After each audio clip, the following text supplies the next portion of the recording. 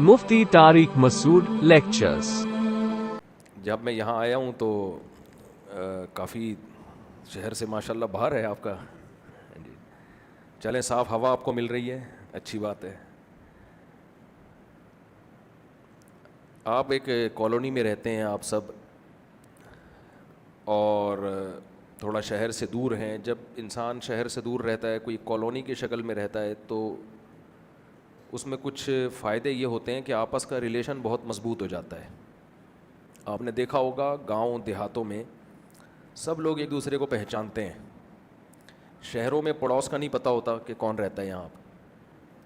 کئی بار ایسے واقعات ہوئے کہ پڑوسیوں کے ہاں سے اسمیل آنا شروع ہوئی، بدبو آنا شروع ہوئی، پتہ چلا جی ان کا تو انتقال ہو گیا ایک ہفتہ پہلے۔ تو لیکن جب کسی آبادی سے دور رہتے ہیں، کالونی کے شکل میں، چار دیواری میں، تو لوگوں کا آپس میں ایک ریلیشن ہوتا ہے، تعلق ہوتا ہے۔ ہم چونکہ مسلم ہیں الحمدللہ، آپ سب لوگ مسجد میں ہیں، تو اس کی علامت ہے کہ اللہ کو اللہ مانتے ہیں، اللہ کے نبی کو نبی مانتے ہیں۔ تو ہمیں ہر چیز میں، ہر ہدایات میں سپیریئر اسلام کو رکھنا ہے۔ اسلام اس بارے میں کیا کہتا ہے؟ دیکھیں اس وقت دنیا میں نا دو تہذیبوں کی جنگ ہے، میری طرف توجہ ہے نا سب کی؟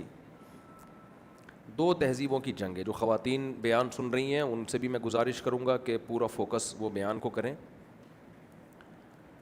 آپس میں، کیونکہ خواتین کی جب گیدرنگ ہوتی ہے تو آپس میں پرانی باتیں، بہت باتیں ہو رہی ہوتی ہیں، گپ شپ ہو رہی ہوتی ہے، تو فوکس کریں اس وقت بیان کو۔ یہ بند کر دیں، بند کر دیں بالکل۔ دیکھیں اس وقت دنیا میں نا دو تہذیبوں کا ٹکراؤ ہے، تصادم ہے۔ تہذیبیں دنیا میں سب ختم ہوتی، کلچر سب ختم ہوتے جا رہے ہیں۔ دنیا میں صرف دو ہی تہذیبوں کی جنگ ہوگی اب، فکری جنگ بھی اور اسلحے کی جنگ بھی۔ یہ دو تہذیبوں کی ہے۔ ایک مغربی تہذیب، ویسٹرن کلچر۔ وہ کلچر کیا ہے؟ وہ ہے مادہ پرستی۔ اس کلچر میں کامیابی کی ڈیفینیشن یہ ہے کہ آپ کی صحت اچھی ہو، آپ کی جیب میں پیسہ ہو، آپ کے پاس اچھی تعلیم ہو۔ آپ کسی انگریز سے پوچھیں کہ کامیاب انسان، سکسیزفل انسان کسے کہتے ہیں، کسی سیکولر لبرل آدمی سے پوچھیں تو وہ کہے گا کہ کامیابی کی ڈیفینیشن یہ ہے صحت مند معاشرہ ہو، پیسے ویسے ہوں آپ کی جیب میں، اور آپ ترقی کر رہے ہوں، نالج ہو، تعلیم ہو، ایجوکیشن ہو۔ غلط بات نہیں ہے، میرا خیال ہے بات صحیح ہے۔ صحت اچھی ہو، بیمار آدمی ٹینشنوں میں ہوتا ہے، کیا خیال ہے؟ جیب میں اگر پیسے نہیں ہوں تو آج کل ماں باپ نہیں پوچھتے۔ ماں باپ کا بھی زیادہ لاڈلا وہی ہوتا ہے جس کے پینٹ میں بولیں پیسے ہوں۔ پھر آپ جتنے مرضی بدتمیز ہوں کوئی مسئلہ نہیں ہے، اگر آپ کے صرف اخلاق ہی اخلاق ہیں، پیسے نہیں ہیں، تو ماں باپ کہتے ہیں یہ اخلاق کی ہمیں ضرورت۔ اگر جب میں سینٹنس نامکمل چھوڑوں تو آپ اس کو کمپلیٹ کر لیا کریں، تو مجھے لگے گا کہ آپ میرے ساتھ ہیں۔ تو گورا یہ کہتا ہے، اور ہمیں ساری موٹیویشن چونکہ گوروں سے مل رہی ہے، یونیورسٹیوں میں جو ہمارے لیکچرار ہیں، پروفیسرز ہیں، وہ وہیں سے پڑھ کر آتے ہیں، تو پوری چیز انہوں نے ایز اٹ از اڈاپٹ کر کے اسی کو ہماری سوسائٹی میں پروموٹ کیا جا رہا ہے، پھیلایا جا رہا ہے۔ ہم کیا کر رہے ہیں؟ ہم غریب ملکوں کے لوگ ہیں، کرپٹ سیاستدانوں کے ڈسے ہوئے، ہم سب چیزیں ان کی آنکھ بند کر کے بغیر فلٹر کیے لیے چلے جا رہے ہیں۔ صرف اتنا فرق ہے کہ ہم کہتے ہیں کہ بھئی تھوڑا سا وہ کرسمس منائیں گے، ہم عید الفطر منائیں گے، ہم بقرعید منا لیں گے، اور ہم کبھی کبھار مسجد میں ٹوپی پہن کے حاضری دے دیں گے۔ وہ ہر قوم کا ایک کلچر ہوتا ہے۔ ہندو بھی کبھی کبھار مندر چلے جاتے ہیں، سکھ لوگ بھی سال میں ایک آدھ دفعہ تو اپنے گردوارہ چلے ہی جاتے ہیں۔ تو ہم چونکہ مسلم ہیں، لہذا ہم یہ شو کرنے کے لیے کہ بھئی ہمارا بھی ایک مذہب ہے، کلچر ہے، تو کبھی کبھار ہم ٹوپی پہنا کریں گے، ٹوپی کرائیں گے بھی اور پہنیں گے بھی۔ تو یہ ہمارا مذہب سے رشتہ ہے۔ اسلام کیا کہتا ہے؟ اسلام کہتا ہے نہیں، یہ نہیں ہے۔ قرآن ہمیں بالکل 180 ڈگری پہ لے کے جاتا ہے. قرآن کہتا ہے سب سے پہلی بات, تم نے جو کامیابی کی تعریف, جس کو کامیابی سمجھ لیا ہے نا, وہ کامیابی کی ایک صورت ہے, حقیقت میں وہ کامیابی کی ڈیفینیشن یہ نہیں ہے. اگر کامیابی اس چیز کا نام ہوتا تو کتنے پیغمبر دنیا میں آئے جو نہ پیسہ کما سکے, حتیٰ کہ ان کی جو دعوت تھی وہ بھی مکمل نہیں ہوئی, ان کا جو مشن تھا وہ اس میں بھی دنیا میں ناکام ہوئے دنیاوی لحاظ سے. نبی صلی اللہ علیہ وسلم نے فرمایا کتنے پیغمبر ایسے آئے ہیں کہ ان کی دعوت پر ایک شخص نے بھی لبیک نہیں کہا اور ان کو قتل کر دیا گیا. خود ہمارے نبی سید الانبیاء صلی اللہ علیہ وسلم جب دنیا سے گئے ہیں تو ایک درہم بھی وراثت کا نہیں.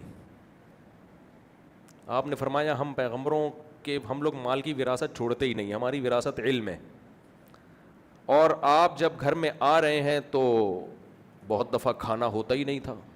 ہم تو جب گھر میں آتے ہیں نا تو پوچھتے ہیں کیا پکائے, کیونکہ ہمیں پتہ ہوتا ہے پکا ہوا تو کچھ ہے, اب ہماری مرضی کا ہے یا نہیں ہے یہ ذرا اس کی ڈیٹیل چاہیے. ہمارے نبی صلی اللہ علیہ وسلم کا معاملہ ایسا نہیں تھا. آپ جب گھر میں آتے تو یہ نہیں پوچھتے کیا پکا ہوا ہے, آپ پوچھتے کچھ ہے یا نہیں ہے. اگر ہوتا کھا لیتے, نہیں ہوتا تو روزے کی نیت کر لیتے کہ بھائی شام تک تو ویسے ہی گھر میں کچھ نہیں ہے, تو روزے کی نیت کر کے روزے کا ثواب کیوں ضائع کریں بھائی, کیا خیال ہے, تو نیت کر لو روزہ ہے آج.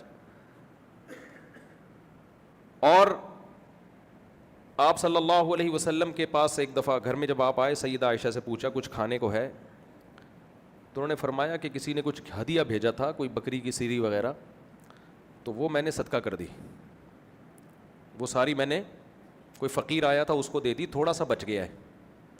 آپ مجھے بتاؤ میں اور آپ اگر ہوتے تو ہماری کیا کنڈیشن ہوتی, ہماری کیا کنڈیشن ہوتی اس وقت غصے سے. میں گھر آؤں اور بیگم سے پوچھوں, مجھے پتہ ہے گھر میں ویسے ہی فاقے چل رہے ہیں, کھانے کو اکثر کچھ ہوتا نہیں ہے.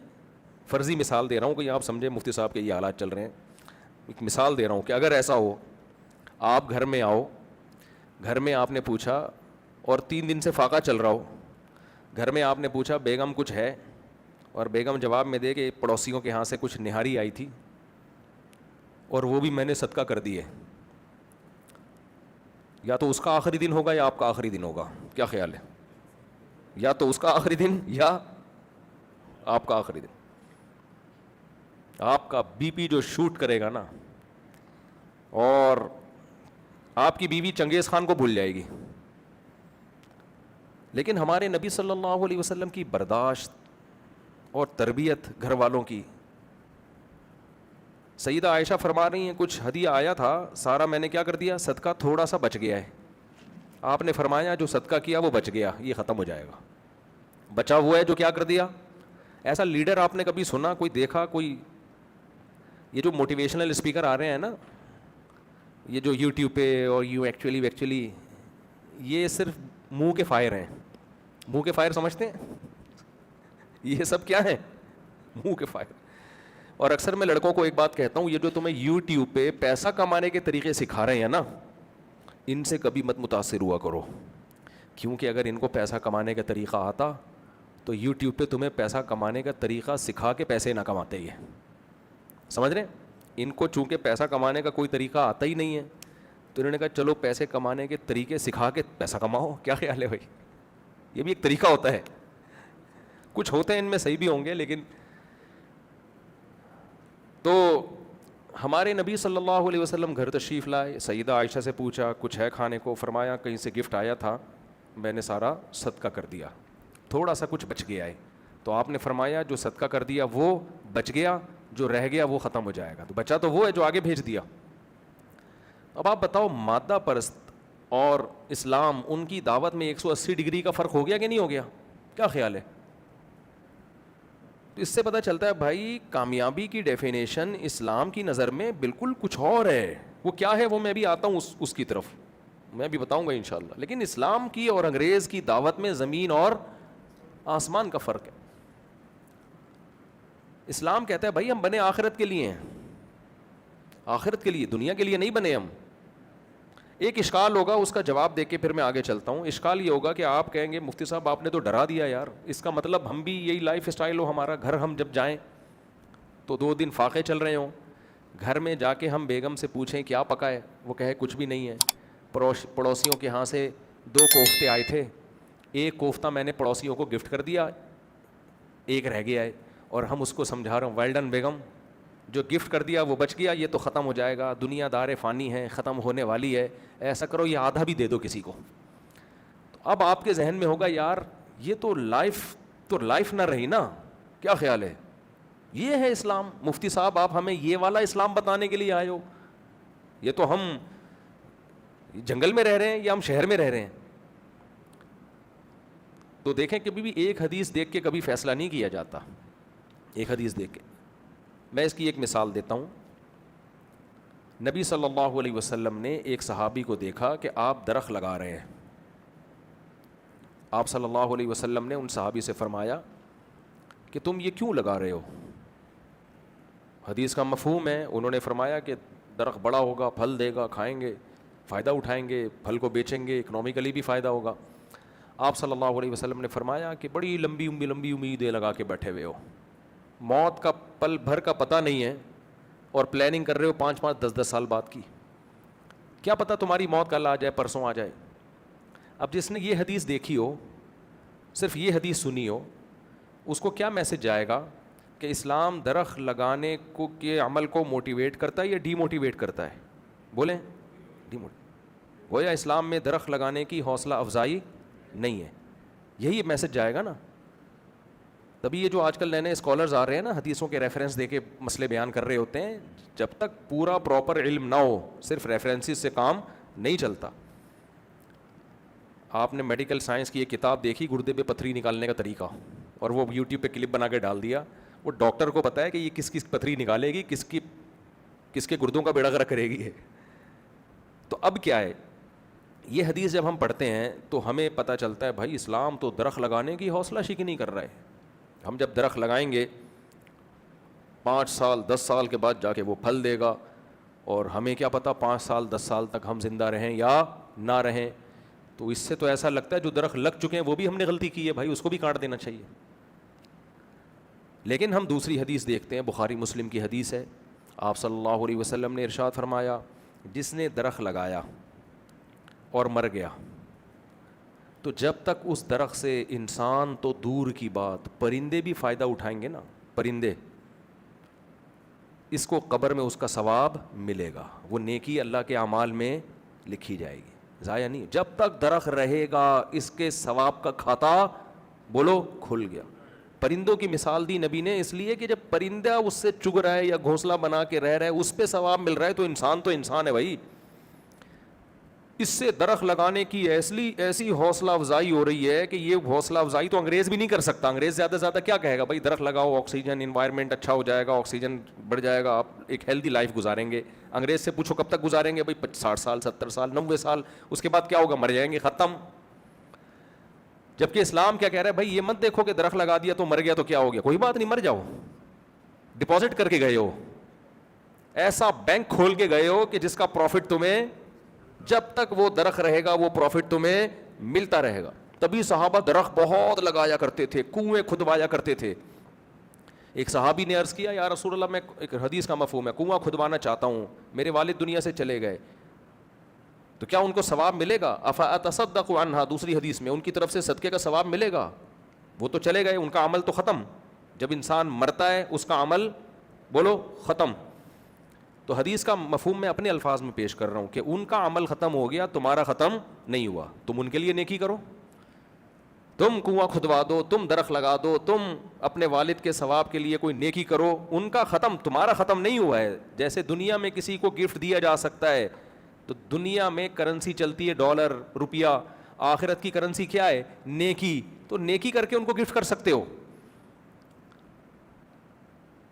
تو اس حدیث سے ہمیں کیا پتہ چلا؟ دیکھیں, نبی صلی اللہ علیہ وسلم کی عادت تھی, آپ چونکہ ساری دنیا کے سارے انسانوں کے پیغمبر, اور آپ کو ٹائم دیا گیا 23 سال, 23, 40 سال میں نبوت ملی, 63 سال میں انتقال, تو 23 سال آپ کو ٹائم دیا گیا. اور کام کیا دیا گیا؟ پوری دنیا کے سارے انسان قیامت تک کے لیے. تو ویژن بہت بڑا اور اس کے لیے ٹائم بہت بولو شارٹ. جب ویژن بہت بڑا ہو اور ٹائم بہت شارٹ ہو تو اس کی تلافی کیسے کی گئی؟ نوح علیہ السلام کو 950 سال دیے گئے, ٹائم بہت زیادہ, ویژن کتنا, جو چھوٹی سی آبادی ہے اسی کو مسلمان کرنا ہے بس. لیکن ہمارے نبی کو ٹائم 23 سال, اور ویژن کیا ہے؟ ساری دنیا کے سارے انسان قیامت تک کے لیے. تو ٹائم بہت کیا ہے؟ شارٹ. تب آپ کی مدد کیسے کی گئی؟ آپ صلی اللہ علیہ وسلم نے فرمایا اللہ نے میری مدد ایسے کی ہے, اعطیت جوامع الکلم, مجھے جو کلمات دیے گئے ہیں نا, جو میں میسج کنوے کرتا ہوں, وہ ایک سینٹینس ہوتا ہے لیکن وہ ایک لا ہوتا ہے, قانون ہوتا ہے, ضابطہ ہوتا ہے. تھوڑی گاڑی باتیں آج میں کر رہا ہوں لیکن میں اس کو مثال سے سمجھاتا ہوں, اس سے انشاءاللہ سمجھ میں آئے گا. ہوتا ایک قانون ہے, ایک جملہ ہے, لیکن وہ جملہ ایک ایگزامپل ہوتی ہے, تو وہ ایگزامپل مقصد نہیں ہوتی, اس ایگزامپل میں پورا ایک لا اور قانون چھپا ہوا ہوتا ہے. مثال دیکھیں, قرآن کہتا ہے ماں باپ کو کے سامنے اف مت کرو, ولا تقل لہما اف, ماں باپ کے سامنے اف بولو نا مت کرو. یہ اصل میں قرآن کیا سمجھانا چاہ رہا ہے کہ تکلیف نہ دو ان کو. قانون اور ضابطہ یہ ہونا چاہیے کہ قرآن میں یہ آیت نازل ہوتی کہ والدین کو تکلیف مت دو. جیسے ہم کتابوں میں پڑھتے ہیں, نیوٹن کا لا پڑھا ہم نے, جو چیز چل رہی ہے چلتی رہے گی جب تک روکنے والی فورس نہ ہو, جو رکی ہوئی ہے رکی رہے گی جب تک اس میں موومنٹ کرنے والی فورس نہ ہو. یہ ایک لا ہے. پھر آگے ایگزامپل ہوتی ہے, مثال کے طور پر وسیم اگر سست ہے, اپنی جگہ کھڑا ہوا ہے, کھڑا ہی رہے گا جب تک تھپڑ نہ مارو اس کو. جو بیٹا آپ کا سست ہے, جب تک لاتے مار کے اٹھاؤ گے نہیں, وہ قیامت تک بستر پہ پڑا رہے گا. یہ ایگزامپل ہے نا, تو کراچی کے لحاظ سے مثالیں دیتے ہیں نا.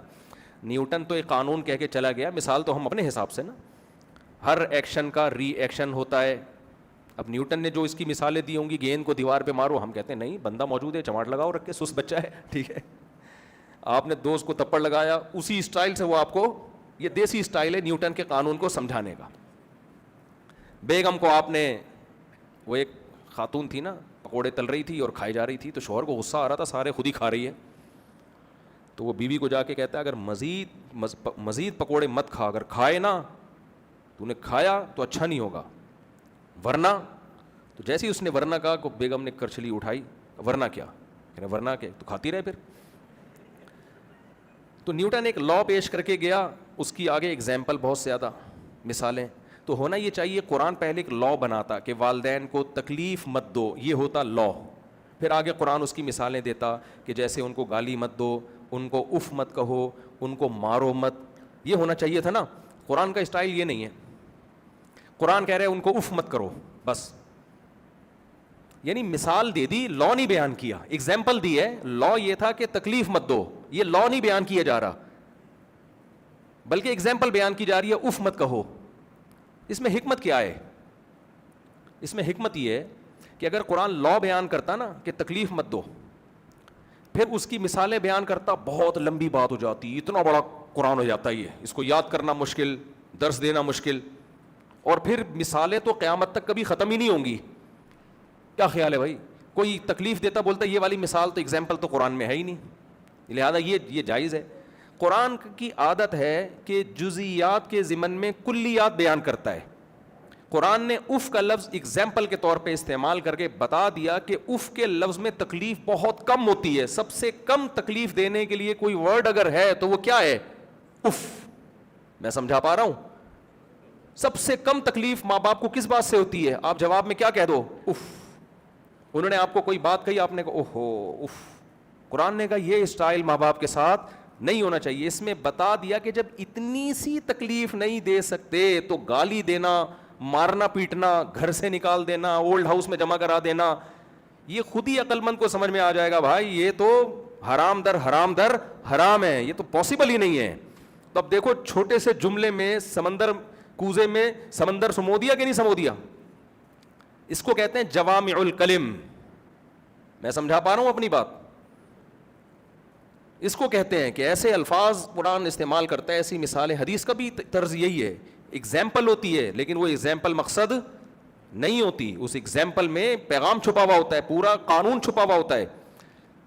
اب آپ سمجھیں, اب کوئی بندہ اٹھا کے ماں باپ کو معاذ اللہ تھپڑ مار رہا ہو اور ہم کہیں قرآن نے روکا ہے تمہیں اس عمل سے, وہ جواب میں کہ قرآن نے تو اف کہنے سے روکا ہے, تھپڑ مارنے سے تھوڑی روکا ہے. تو بے وقوفی کی بات ہوگی کہ نہیں ہوگی؟ ہم اس کو یہ کہہ سکتے ہیں بھائی جب اف کے لفظ جو بہت کم تکلیف کا ہے اس سے روک لیا تو تھپڑ تو بہت اوپر کی چیز ہے. تو اس لیے اف وہ مثال قرآن نے بیان کی کہ اس سے لا زیادہ اچھے طریقے سے بیان ہو جاتا ہے, قانون زیادہ اچھے طریقے سے بیان ہو جاتا ہے. اب سمجھیں, رسول اللہ صلی اللہ علیہ وسلم نے ارشاد فرمایا جس نے درخت لگایا اور مر گیا تو یہ درخت جب تک چرند پرند بھی کھائیں گے اس کو ثواب ملتا رہے گا. یہ ایک ایگزامپل ہے, لیکن اس میں ایک بہت زبردست قانون بولو چھپا ہوا ہے, لا بیان کر دیا. وہ لا کیا بیان کیا اس کو سمجھیں. جب پہلی بات, درخت یہ ترقی کی ایک سب سے بڑی علامت ہے. ترقی کسے کہتے ہیں؟ لوگوں کی لائف خوشحال ہو, اچھی ہو. تو جو زراعت ہے اور درخت ہے یہ سب سے پہلی علامت ہے کسی ملک کے ترقی یافتہ ہونے. کھانا پینا مل رہا ہوں ان کو. آپ کہہ سکتے ہیں بہت سے ایسے کنٹریز ہیں جن میں درخت نہیں ہے لیکن بڑی ترقی ہے, تو بھائی وہ ترقی ان ملکوں کی وجہ سے جن میں درخت ہیں. سعودی عرب میں درخت نہیں ہے لیکن جن ملکوں سے وہاں پھل آتے ہیں نا, اگر ان ملکوں میں بھی درخت گئے تو وہ عرب پٹرول پئیں گے کیا؟ کیا کھائیں گے وہ لوگ؟ وہ بھی اپنے ملکوں میں یجبا الیہ ثمرات کل شیء. قرآن کہتا ہے مکہ میں ہر طرح کی دنیا کے پھل آتے ہیں, تو وہ پھل کیا فیکٹریوں میں اگتے ہیں؟ یہ کہاں اگتے ہیں؟ وہ دیکھیں, بارش اور درخت کا کنیکشن ہے نا. کسی ملک کو اگر تباہ کرنا ہو تو قدرت سب سے پہلے کیا کرتی ہے؟ بارشیں روک لیتی ہے. نہ پٹرول کام آئے گا نہ ڈیزل کام آئے گا, کچھ بھی نہیں. بارش سے درخت پیدا ہوتے ہیں, زراعت ہوتی ہے. تو ترقی کا جو ایک سب سے بڑا سائن ہے, علامت ہے, وہ کیا ہے؟ بولیں, درخت. سمجھ میں آ رہی ہے بات کہ نہیں آ رہی؟ اور درخت مادی ترقی کا ذریعہ ہے سب سے پہلے. مادی ترقی یہ آپ کی ہوا کو بھی صاف کرتا ہے, یہ آپ کو اکنامکلی مضبوط بھی کرتے ہیں, آپ کی خوراک کا بھی ذریعہ بنتے ہیں. انہی درختوں کو گوشت خور جانور کھاتے ہیں تو ہمیں گوشت بھی یہاں سے ملتا ہے. گوشت بھی ہمیں ملتا ہے وہ بھی پودوں اور درختوں سے ملتا ہے گوشت. دودھ ہم اگر پی رہے ہیں تو یہ دودھ کہاں سے آتا ہے؟ گائے گھاس کھاتی ہے, درختوں سے اگنے والی چیزیں کھاتی ہے, اس کے بعد ہمیں دودھ ملتا ہے. تو درخت ایک بہترین سائن ہے, علامت ہے ترقی کا, اور دنیاوی مادی ترقی کا. سمجھتے ہیں کہ نہیں سمجھتے؟ تو اس حدیث میں نبی صلی اللہ علیہ وسلم نے میسج دیا ہے کہ ایک حدیث میں آپ کہہ رہے ہیں درخت مت لگاؤ, دوسری میں کہہ رہے ہیں درخت لگاؤ. گویا کہ اب ہم اس مثال کو ایک لا بنا کے پیش کرتے ہیں کہ پہلی حدیث میں بتایا جا رہا ہے مادی ترقی مت کرو, دوسری میں بتایا جا رہا ہے مادی ترقی بولو نا یار کرو. کیا خیال ہے؟ تو فرق کیا ہے بھائی؟ ایک ہی نبی ایک ہی کام کے کرنے کا اور ایک ہی کام سے روکنے کا حکم دے سکتے ہیں. بھائی آپ کے ابا آپ کو کہہ رہے ہیں بیٹا پانی لے کر آؤ, آپ جانے لگے بیٹا پانی لے کے نہیں آؤ. ابا ایک بات کرو, یا تو بولو لے کر آؤ یا بولو ابا چار شادیاں کرو. خواتین بیٹھی ہوئی ہیں, منہ سے غلط باتیں نکل جاتی ہیں. 4 شادیاں مت کرو, خواتین زیادہ ہیں آج, کرنی ہے اپنی ذمہ داری پہ کرو, مجھے نہیں پٹواؤ, مجھے نہیں مرواؤ. جو 2 شادیاں کرتا ہے میرے پاس آ کے روتا ہے بیٹھ کے, آپ کے بیان سن کے کیا ہے میں نے, تو کی تو خود ہے نا. اتنے لوگ ہیں بھاگ کے آئے ہیں میرے پاس, 2 راتیں گزاری ہیں کہ ہم نے دوسری کی اور پھنس گئے مفتی صاحب, برا حال ہو گیا, چرس پینا شروع کر دی. ایسے لوگ ہیں, اللہ بچائے. تو میں کہتا ہوں پھر ان کے رشتہ دار آتے ہیں آپ نے کروائی ہے. میں نے کہا میں اس کو جانتا نہیں ہوں. کہہ رہے نہیں آپ کے بیانات سنے. میں نے کہا وہ تو قرآن سن لیتا بھائی, میرے بیانات کیا وہ تو اچھا کرتے خود ہیں, انجوائے لائف کو خود کرتے ہیں, اور ساری بلی کس پہ ڈالتے ہیں؟ ہمارے اوپر. جیسے ورلڈ ٹریڈ سینٹر تباہ امریکہ میں ہوا, ملبہ کہاں گرا؟ ہم پہ گرا ہے اس کا ملبہ ہم پہ گرا ہے اس کا. تباہ وہاں ہوتا ہے. وہ ترقی یافتہ ملکوں میں جو بھی ٹینشن ہوتی ہے وہ پارسل کدھر ہوتی ہے؟ وہ ہم غریب ملکوں پہ آتی ہے وہ ساری. تو خیر, تو اب مجھے ایک بات بتاؤ, ایک حدیث میں کہا جا رہا ہے درخت مت لگاؤ, اور درخت لگانا مادی ترقی کی ایک علامت ہے. تو درخت مقصد نہیں ہے, مادی ترقی مت کرو. ایک میں کہا جا رہا ہے مادی ترقی کرو. اور میں اس کو اور آسان سمجھاتا ہوں. دیکھیں جب آپ مادی ترقی کرنے لگتے ہیں تو کبھی اس ترقی میں آپ کامیاب ہوتے ہیں, کبھی ناکام ہوتے ہیں. ایسا ہی ہے نا؟ کیا خیال ہے بھائی؟ کبھی آپ ناکام ہو جاتے ہیں, کبھی جزوی کامیابی ملتی ہے. جیسے لوگ CA کر رہے ہوتے ہیں نا, چارٹرڈ اکاؤنٹنٹ بن رہے ہوتے ہیں, کچھ تو پاس کر کے نکل جاتے ہیں, کچھ فیل ہوتے ہیں, لیکن کسی نہ کسی کمپنی میں جڑ جاتے ہیں کہ چلو یار چارٹرڈ اکاؤنٹنٹ فیل بھی اس سے بہرحال بہتر ہے جس نے ایگزام ہی نہ دیا ہو. تو وہ بھی جزوی کامیابی ہو گئی کہ نہیں ہو گئی؟ کیا خیال ہے؟ کبھی ایسا ہوتا ہے کہ آپ کو آپ کی مرضی کی جاب ملتی ہے, کبھی نہیں ملتی, کچھ نہ کچھ کام آئی. میٹرک چاہے ترقی پاس بھی ہو نا, کچھ نہ کچھ کام رشتہ تو مل جاتا ہے کم از کم کہ ہمارا بچہ میٹرک پاس ہے. اب کون سا وہ رپورٹ دیکھ رہے ہیں جا کے, تو رشتہ تو ہو ہی جاتا ہے جی. میٹرک پاس لڑکے کو 8ویں پاس کا تو رشتہ تو مل ہی جائے گا نا, کیا خیال ہے؟ چاہے جاب ملے نہ ملے, 8ویں پاس لڑکی کا رشتہ مل جائے گا اس کو. تو کچھ نہ کچھ کامیابی تھوڑی بہت ہو جاتی ہے. لیکن سب سے بڑی ناکامی کیا ہے کہ آپ نے مادی ترقی کے لیے کام کیا اور آپ کی موت واقع ہو گئی, تو آپ کا تو پروگرام وڑ گیا. اب اس کو ہم یہ نہیں کہیں گے کچھ تو فائدہ ہوا, بھائی کچھ بھی نہیں ہوا.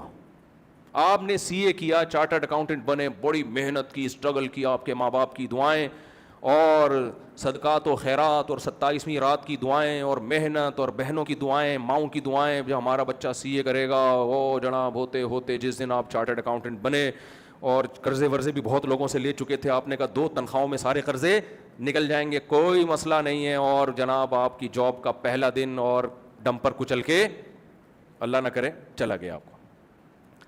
اس کو جزوی کامیابی کہیں گے؟ بھائی جب موت ہو گئی نا تو پھر تو بالکل ماں باپ کہیں گے بھائی اس پہ ہم نے خام خواہ میں اتنی محنت کی. تو نبی نے مثال کیا دی ہے کہ درخت لگایا اور مر گیا, اس سے بڑی کوئی ناکامی ہو سکتی ہے؟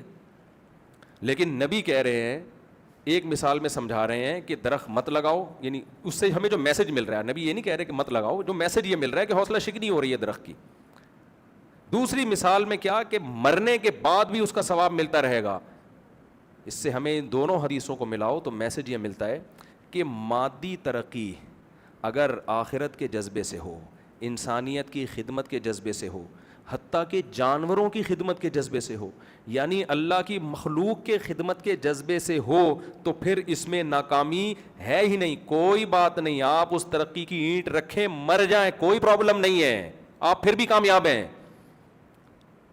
اور اگر آپ کی نیت آخرت نہیں ہے, آپ کی نیت صرف اپنی توند بھرنی ہے, ہوس, عیاشی, کوئی بھروسہ نہیں ہے. پھر اگر آپ زندہ رہ بھی گئے تو بھی ناکام ہے. کتنے دن عیاشی کر لیں گے؟ قارون سے زیادہ دولت کما سکتے ہیں ہم؟ بولو بھائی کیا ہو گیا؟ فرعون سے زیادہ حکومت آ سکتی ہے ہمارے پاس؟ ہزاروں بچوں کو ذبح کر دیا, کوئی احتجاج کرنے والا نہیں تھا, قوم میں اتنی طاقت نہیں تھی کہ احتجاج کرے اس کے خلاف. اور ادھر موسیٰ علیہ السلام تھے, فرعون بار بار تانے دیتا تھا موسیٰ علیہ السلام کو, ام انا خیر من ھذا الذی ھوا مہین, لوگوں میں بہتر ہوں یا یہ بہتر ہے؟ ان کے پاس نہ سونے کے کنگن, نہ بڑے باغات, یہ مسکین ہے, میں دولت مند ہوں. آپ کا کیا خیال ہے, فرعون کامیاب ہوا یا موسیٰ علیہ السلام کامیاب ہوئے؟ موسیٰ علیہ السلام کامیاب ہوئے. تو کیا موسیٰ علیہ السلام نے جاب نہیں کی تھی؟ کی تھی انہوں نے. جب مدین گئے ہیں تو جہاں ان کا رشتہ طے ہوا, جو ان کی وائف تھیں, زوجہ تھیں, ان کے والد نے کیا کہا, اپنی بیٹی شرط پہ دوں گا 10 سال بکریاں چرائیں آپ. تو حضرت موسیٰ کہہ سکتے تھے مجھے کیا ضرورت ہے جاب کی, میں کوئی دنیا کمانے آیا ہوں یہاں پہ, میں کچھ نہیں کماؤں گا, میں فاقوں سے رہوں گا. نہ بھائی, جو موقع مل رہا ہے آپ کو, یہ بھی تو ایک مادی ترقی تھی نا. کیا خیال ہے بھائی؟ شادی بھی ہو رہی ہے اور جاب بھی مل رہی ہے, کوئی بات نہیں, سرے 10 جو جاب ملے قبول کر لو, مسافر ہوں بھائی, روزی روٹی تو چاہیے. تو کتنی ٹف جاب کی موسیٰ علیہ السلام نے, 10 سال بکریاں چرائیں موسیٰ علیہ السلام. جو آپ کے پاس وسائل ہیں مادی ترقی کے, اسلام کہتا ہے اس وقت ان وسائل کو بروئے کار لانا ہے. مادی ترقی سے نہیں روکتا اسلام, اگر روکتا ہوتا تو حضرت عثمان کے کروڑوں کے اثاثے نہ ہوتے. ہمارے نبی کی کنڈیشن تو یہ تھی, گھر میں فاقے ہیں, لیکن سب صحابہ کی یہ کنڈیشن نہیں تھی. حضرت ابو بکر کے کروڑوں روپے کے اثاثے تھے. حضرت عثمان جو تھے, جب ان کے تجارتی قافلے مدینہ میں آتے نا شام سے, تو اتنے بڑے اونٹوں کا, اتنی بڑی تعداد میں اونٹ مال لے کر آتے تھے کہ مدینہ کی زمین ہلتی تھی. مجھے ہلنے سے نا ایک چیز بہت یاد آتی ہے. میں امریکہ میں تھا تو ہم کسی فراڈی سے بھاگے, وہاں میرے نام پہ چندہ کر رہے تھے. وہ کسی دوست کے گھر گئے, انہوں نے مجھے جگہ دی, میں تھکا ہوا تھا بہت, 2-3 دن سے سویا نہیں تھا, تو مجھے ٹرین کے ٹریک کے قریب کوئی کمرہ تھا, وہ دے دیا انہوں نے. اب میں جب لیٹتا ہوں تو جیسے ہی کوئی ٹرین گزرے پوری زمین ہلے. پھر میں اچھا مجھے سمجھ میں نہیں آ رہا تھا یہ ہو کیا رہا ہے. ایئر ٹائٹ روم تھا, آواز آ نہیں رہی تھی ٹرین کی, خالی وائبریشن ہوتی تھی. میں حیران تھا, یار موبائل تو ہم نے وائبریشن پہ دیکھا, کسی کا کمرہ بھی وائبریشن پہ سیٹ ہو گیا ہو, یہ پہلی دفعہ دیکھ رہا ہوں میں. جب بھی ہلتی زمین, تو میں سو نہیں سکا. میں نے صبح کہا یار آپ مجھے وائبریشن پہ کیوں لگا کے چلے گئے تھے بھائی؟ تو انہوں نے کہا یار مفتی صاحب سوری, وہ پیچھے ٹرین گزرتی تھی تو یہ کیا ہوتا تھا, یہ ہلتی ہے. تو اس سے اتنی بات پتہ چل گئی, اتنی ترقی کے باوجود بھی امریکہ میں ٹرین گزرتی ہے تو زمین کیا ہوتی ہے, ہلتی ہے.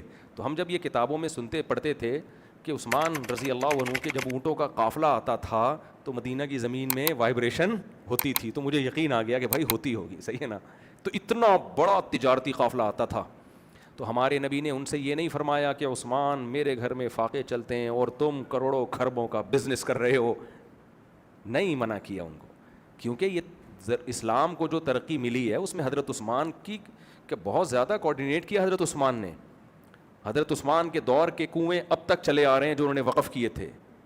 بہت سارے, عبد الرحمن ابن عوف رضی اللہ عنہ بہت مالدار صحابی تھے. حضرت مغیرہ ابن شعبہ بہت مالدار. حضرت نے مغیرہ ابن شعبہ کی مالداری کا ایک واقعہ سناتا ہوں, خواتین ناراض نہ ہو. ظاہر جب مال زیادہ تھا تو بیویاں بھی زیادہ تھیں. تو جب نکاح کرتے نا تو 3 دن ولیمہ کرتے تھے وہ, اور لنگر چلتا تھا 24 گھنٹے. ہم نے بڑے بڑے ولیمے دیکھے ہیں, بہت لگژری ولیمے دیکھے ہیں بڑے بڑے مالداروں کے, آؤ اور کھا کے نکل جاؤ, 12 بجے لائٹیں بند, اس سے زیادہ نہیں دیکھا ہم نے. حضرت مغیرہ بن شعبہ کا ولیمہ جو ہوتا تھا نا, اور ایک دفعہ بھی نہیں ہوا, صحیح ہے نا, 3 دن تک کیا چلتا تھا, لنگر. 3 دن جتنے لوگ آئیں کھائیں جائیں. ہم پاکستانی ہوتے تو 6 چکر ہم ہی لگا کے آ رہے ہوتے, گھوم کے واپس اگلے دروازے سے آئے, پھر کھا کے چلے, پھر آتے پھر چلے جاتے. تو بہت پیسہ تھا بعض صحابہ کے پاس. حضرت زبیر ابن عوام رضی اللہ تعالیٰ عنہ جب شہید ہوئے ہیں تو بہت دولت نکلی ان کی. تو اگر دولت رکھنا یا مادی ترقی بری چیز ہوتی تو نبی ان کو منع کرتے نا, نبی نے کوئی منع نہیں کیا. پھر نبی نے اپنی حالت ایسی کیوں رکھی, اس میں حکمتیں تھیں, کیونکہ آپ آخری نبی تھے. آخری نبی تھے آپ صلی اللہ علیہ وسلم, نہیں چاہتے تھے میرے اوپر کہیں بھی کوئی انگلی اٹھے. اللہ نے آپ کا مزاج ایسا بنایا. انگریز کہہ سکتا تھا آپ نے یہ سب دولت کے لیے کیا, تو آخری دم تک آپ نے مسکینی کو پسند کیا, کوئی فاقوں کو پسند کیا. وجہ اس کی ہے کہ کوئی آپ کے کردار پہ انگلی بولو نہ اٹھائے. لیکن جن کو طبیعت میں دماغ خراب ہوتا ہے وہ تو انگلیاں اٹھاتے ہیں. وہ کہتے ہیں ہمارے نبی نے 9 شادیاں کی ہیں, معاذ اللہ عیاشی ہے. بھائی اگر عیاشی کی نیت سے کی ہوتی تو پہلی شادی 25 سال میں آپ کی ہوئی ہے اور 40 سالہ بیوہ سے, معاذ اللہ نقل کفر. کوئی عیاش آدمی 25 سال میں 40 سالہ بیوہ, وہ بھی 2 دفعہ بیوہ ہوئی ہیں, ایسی خاتون سے نکاح کر کے دکھائے. کسی عیاش نے کبھی ایسا کیا ہے بھائی؟ اور 15 سال انہی کے ساتھ گزارے, 15 بھی نہیں بلکہ 25 سال, اور ان کی زندگی میں نکاح نہیں کیا. پوری جوانی کا ٹائم گزر گیا, 50 سال کے ہوئے, اس کے بعد آپ نے کثرت سے نکاح کیے ہیں, اور یہ بتانے کے لیے کیے ہیں.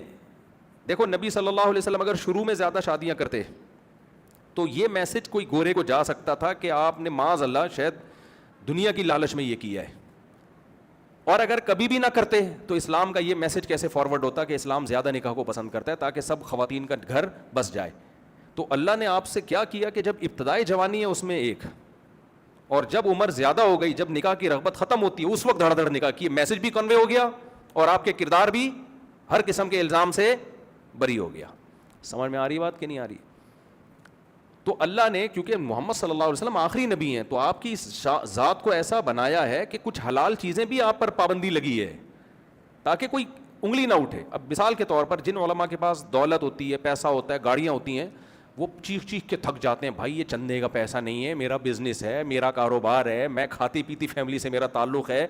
لوگ چھوڑتے ہیں, پھر بھی لوگ اعتراض کرتے ہیں. تو کوئی بات نہیں, اعتراض کر لیں لوگ, ایک عالم پر اعتماد نہیں ہے دوسرے کے پاس چلے جائیں, ادھر نہیں ہے تیسرے کے پاس چلے جائیں. لیکن محمد صلی اللہ علیہ وسلم کے بارے میں ہمارے پاس یہ آپشن نہیں ہے کہ ایک نبی پر اعتراض ہے تو چلو آپ ان پر ایمان نہ لاؤ, موسیٰ علیہ السلام پر لے آؤ, ٹھیک ہے نا, ان کی تعلیمات کو فالو کریں. نہیں بھائی, آپ ساری دنیا کے سارے انسانوں کے پیغمبر ہیں, تو اب انسانیت کے پاس آپ کو فالو کرنے کے علاوہ کوئی آپشن ہے نہیں. تو اللہ نے آپ کو ہر طرح سے ہر عیب سے پاک بنایا ہے تاکہ کسی لحاظ سے بھی آپ پر کوئی انگلی نہ اٹھے, انگلی نہ اٹھ سکے آپ کے کردار پر, کیریکٹر پر.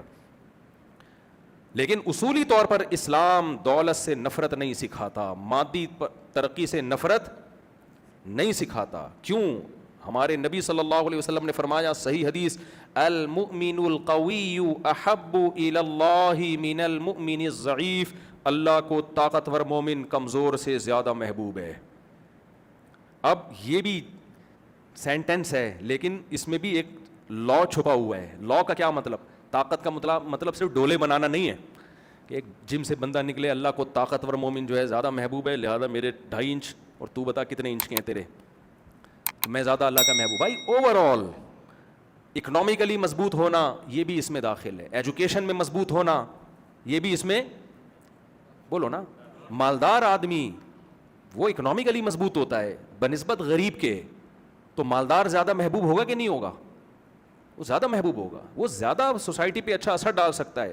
نبی صلی اللہ علیہ وسلم نے فرمایا, ایک دفعہ کچھ غریب صحابہ آئے نبی کی خدمت میں, عرض کیا کہ یا رسول اللہ ہم نماز پڑھتے ہیں, مالدار لوگ بھی نماز پڑھتے ہیں, ہم تہجد پڑھتے ہیں وہ بھی تہجد پڑھتے ہیں, ہم رمضان کے روزے رکھتے ہیں وہ بھی روزے رکھتے ہیں, لیکن ایک کام وہ کرتے ہیں ہم نہیں کرتے, وہ صدقہ خیرات دیتے ہیں ہم لیتے ہیں, تو لینے میں کوئی ثواب ہے بھائی؟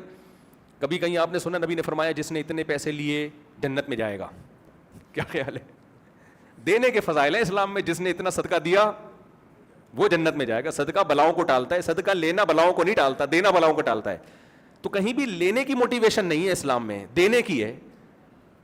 ایک صحابی نبی کی خدمت میں آئے, عرض کیا یا رسول اللہ کچھ پیسے چاہیے, کچھ بھی نہیں ہے. آپ نے فرمایا گھر میں جو کچھ ہے وہ برتن لے کر آئے, آپ نے اس کو نیلام کیا, کلہاڑی خرید کے دی اور کہا, پھر ان کو آپ نے سکھایا, پھر فرمایا کہ اللہ کو حدیث کا مفہوم ہے دینے والا ہاتھ پسند ہے, لینا تو مجبوری میں ہوتا ہے, پسند نہیں ہے اللہ کو لینے والا ہاتھ. تو اب صحابی نے عرض کیا, صحابہ غریب صحابہ آئے, یا رسول اللہ ذهب اہل الدثور بالاجور, مالدار لوگ تو اجر لے گئے, ہم بھی تہجد پڑھتے ہیں وہ بھی پڑھتے ہیں, ہم بھی یہ عمل وہ بھی یہ عمل, لیکن ایک نیکی وہ کرتے ہیں ہم نہیں کر سکتے. وہ نیکی کیا؟ وہ دیتے ہیں اور ہم بولو لیتے ہیں. لینے کا تو کوئی ثواب نہیں, ہم دے سکتے نہیں ہیں, ہمارے پاس تو اپنے وسائل نہیں ہیں. تو آپ صلی اللہ علیہ وسلم نے ان غریب صحابہ کو ایک تسبیح بتائی کہ تم یہ تسبیح پڑھا کرو, یہ اللہ کا ذکر ہے مخصوص مقدار میں, یہ کیا کرو. وہ گئے, انہوں نے وہ ذکر کرنا شروع کر دیا. جب مالدار صحابہ کو علم ہوا تو انہوں نے بھی وہ تسبیحات شروع کر دیں. سمجھ رہے کہ نہیں سمجھ رہے؟ پھر وہ غریب صحابہ دوبارہ آئے. دیکھتے صحابہ میں دیکھیں آخرت میں تقابل کا جذبہ کتنا تھا کہ ہم ان سے اجر میں آگے نکل جائیں, جزاک اللہ, ہم اجر میں آگے نکل جائیں. تو وہ آئے, عرض کیا یا رسول اللہ وہ تو مالدار لوگوں نے بھی شروع کر دی وہ تسبیح. تو آپ نے کیا فرمایا؟ ذالک فضل اللہ یؤتیہ من یشاء, بھائی اللہ کا فضل ہے جس کو چاہے دے دے. اللہ تمہارے کسی عمل کو ضائع نہیں کرے گا, لیکن اب ایک کو اللہ نے دولت دی اور وہ خیر کے کاموں میں خرچ کر رہا ہے تو اب یہ اللہ کا فضل ہے. تو اس سے پتہ چلتا ہے طاقتور مومن کمزور مومن سے زیادہ اللہ کو محبوب. یہاں غریب لوگ بیچارے ایک ٹینشن میں جاتے ہیں کہ ایک تو ہم دنیا میں بھی پیچھے رہ گئے اور آخرت میں بھی ہم پیچھے رہ گئے, تو ہمارا تو بیڑا ہی غرق ہو گیا. تو اس کا جواب سنیں, غریب آدمی ٹینشن میں نہ جائے. اصل میں ہوتا پتہ ہے کیا ہے, جیسے جیسے آزمائش بڑھتی ہے نا اجر بڑھتا ہے. جب دولت آتی ہے نا تو ایسا ہوتا نہیں ہے کہ اتنا نیک شریف شرفا بن کے زندگی گزار رہا ہو کہ روزے بھی رکھ رہا ہو, تہجد بھی پڑھ رہا ہو, صدقات و خیرات بھی کر رہا ہو, اور کسی غریب کو دیکھا وہ یہ والا عمل کر رہا ہے تو چلو میں بھی یہ عمل شروع کر دوں. ایسے امیر مارکیٹ میں کیا ہیں؟ شارٹ. غریب کے لیے دین پہ چلنا آسان ہوتا ہے ہی کچھ نہیں, روزہ رکھ لو, کیا خیال ہے بھائی, پینے پہ لانے کے لیے پیسے ہی نہیں ہیں.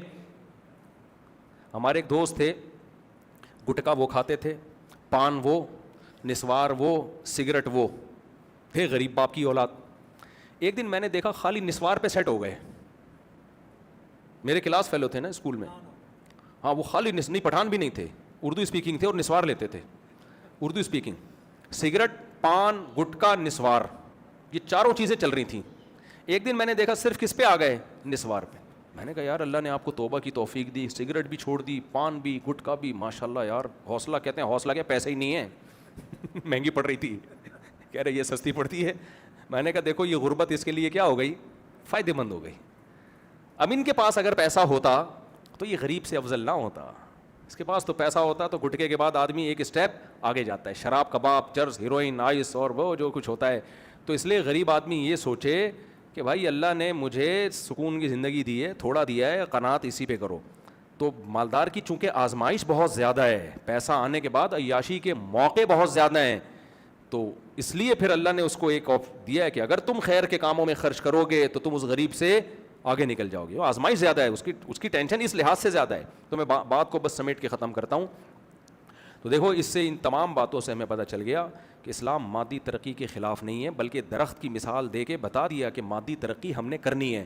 یہی وجہ ہے انگریزوں نے یہ بات اپنی کتابوں میں لکھی، آپ گوگل پہ سرچ کریں آپ کو مل جائے گی. انگریز کہتے ہیں اگر اسلام دنیا میں نہ آتا تو جس سائنسی ترقی تک آج ہم پہنچے ہیں اس تک پہنچنے میں کم سے کم 500 سال ہمیں لگتے. مسلمان سائنسدانوں نے ہمارا 500 سال کا فاصلہ کم کر دیا ہے. ترقی تو ہوئی دنیا میں اسلام آنے کے بعد ہے، اس سے پہلے تو دنیا اندھیروں میں ڈوبی ہوئی تھی، نہ نہاتے تھے، نہ استنجا کرتے تھے، صفائی ستھرائی کا کوئی کانسیپٹ ہی نہیں تھا، غور و فکر کا تصور ہی نہیں تھا. مذاہب میں کیا تھا؟ وہ پنڈت جی نے جو بول دیا بس وہ پتھر پہ لکیر بن گیا. قرآن بار بار غور و فکر غور و فکر غور و فکر. یعقلون کا لفظ کتنی دفعہ قرآن میں آیا ہے؟ افلا تعقلون، عقل سے کام کیوں نہیں لیتے؟ افلا تتفکرون، غور و فکر کیوں نہیں کرتے؟ اور لہم قلوب لا یفقہون بہا، ان کے سینوں میں دل ہیں سمجھتے نہیں ہیں. تو غور و فکر کی دعوت کس نے دی ہے؟ یہ تو اسلام نے دی ہے. جتنا اسلام لاجک کی باتیں کرتا ہے نا اتنا کوئی بھی نہیں کرتا جتنا اسلام بات کرتا ہے. تو تبھی جب دنیا میں اسلام آیا تو ترقیاں شروع ہوئی ہیں، سائنٹسٹ پیدا ہوئے ہیں. ایک ہندو کا کلپ میں نے سنا، ہندو پروفیسر، وہ کہہ رہے ہیں ہم آج کی دنیا میں ہر مذہب میں سائنٹسٹ موجود ہیں، ہر فیلڈ کے ماہرین، ہندوؤں میں بھی، مسلم میں بھی، عیسائیوں میں بھی، ہر فیلڈ کے ماہرین ہیں. لیکن اس نے کہا دنیا میں 1000 سال ایسے گزرے ہیں ہر فیلڈ میں مسلم سائنٹسٹ کے علاوہ کسی اور کا نام ہمیں نہیں ملتا. یہ ہندو کے کمنٹس ہیں جو میں آپ کو بتا رہا ہوں، انڈیا کا ہندو ہے. 1000 سال ایسے زمین پہ گزرے ہیں کہ جس فیلڈ میں آپ جاؤ یار اس میں ماہر کون تھا؟ مسلمانوں کے علاوہ کوئی تھا ہی نہیں. تو یہ اسلام کی برکت ہے. اب ہمارا جو اسلام سے رشتہ ہے وہ صرف ٹوپی اور کسی حد تک مسواک، سرما، ٹھیک ہے نا. کچھ لوگ زیادہ نیک ہیں وہ موٹے موٹے سرمے کے ڈورے لگا رہے ہوتے ہیں.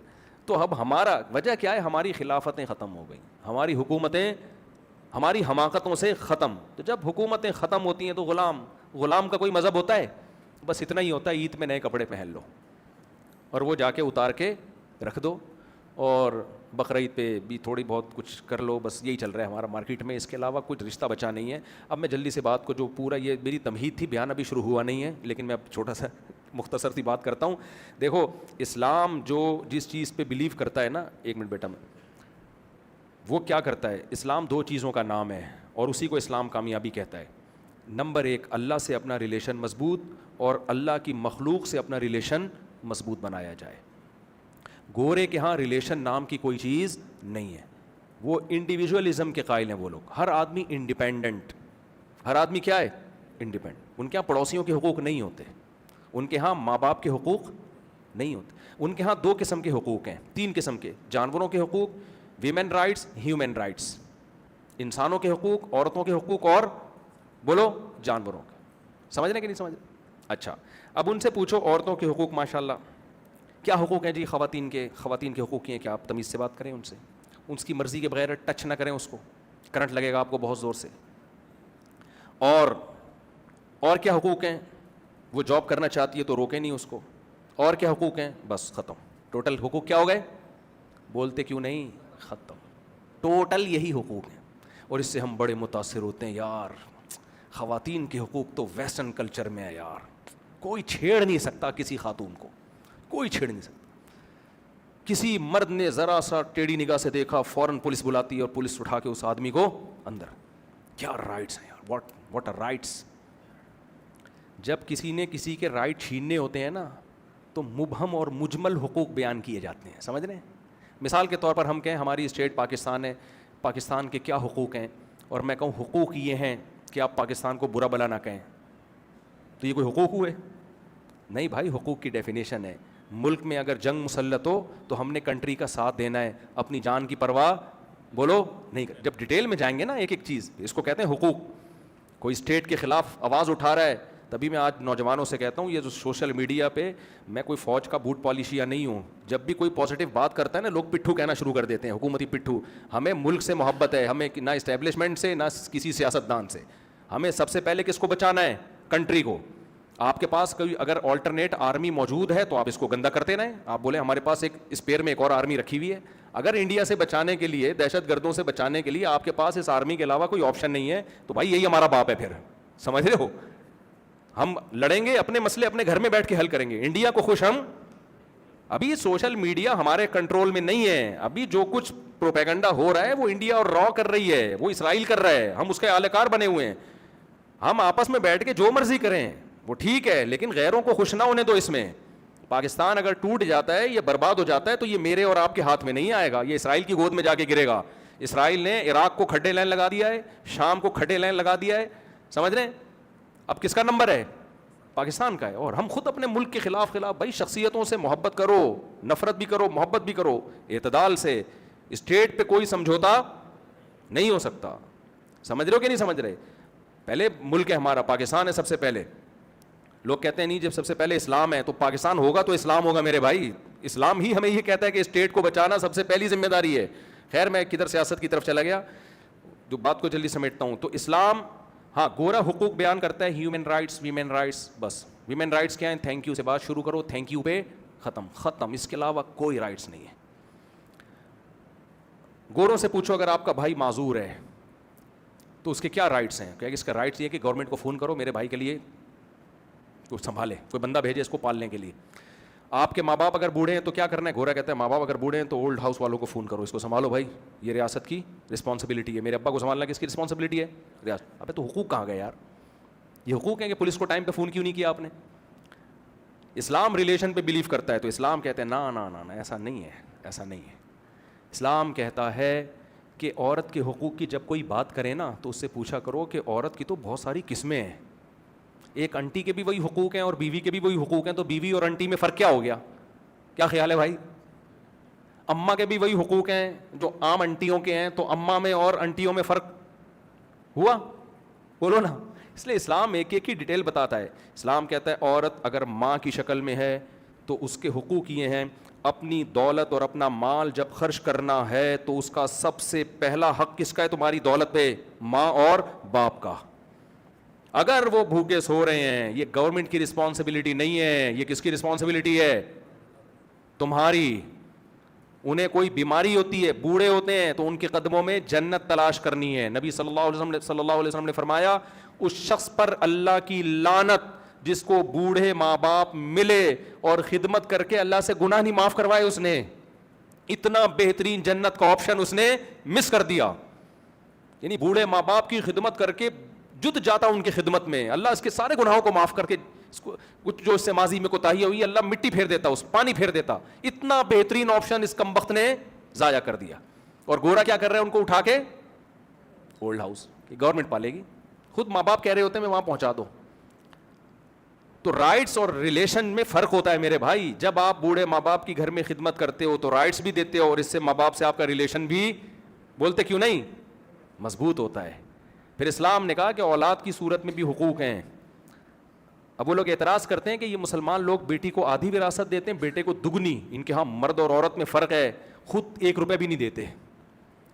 سمجھ میں آ رہی ہے بات؟ خود بیٹیوں کی وراثت میں 1 روپے بھی آپ کی مرضی پر ہے کہ آپ گورنمنٹ کو دینا چاہیں گورنمنٹ کو دے دیں, کتے کو دینا چاہیں کتے کو دے دیں, بیٹی کو دینا چاہیں بیٹی کو دے دیں, بیٹے کو دینا چاہیں بیٹے کو دے دیں.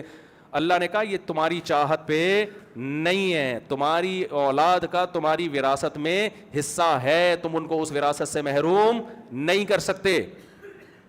پھر ہم اللہ میاں سے پوچھتے ہیں اللہ اگر ہم نے 3 کروڑ چھوڑے, 2 کروڑ بیٹے کو مل رہا ہے, 1 کروڑ بیٹی کو مل رہا ہے, یہ تو ویمن رائٹس نہ ہوئے, بیٹی کا تو نے آدھا رکھ دیا. تو اللہ جواب میں کیا کہے گا؟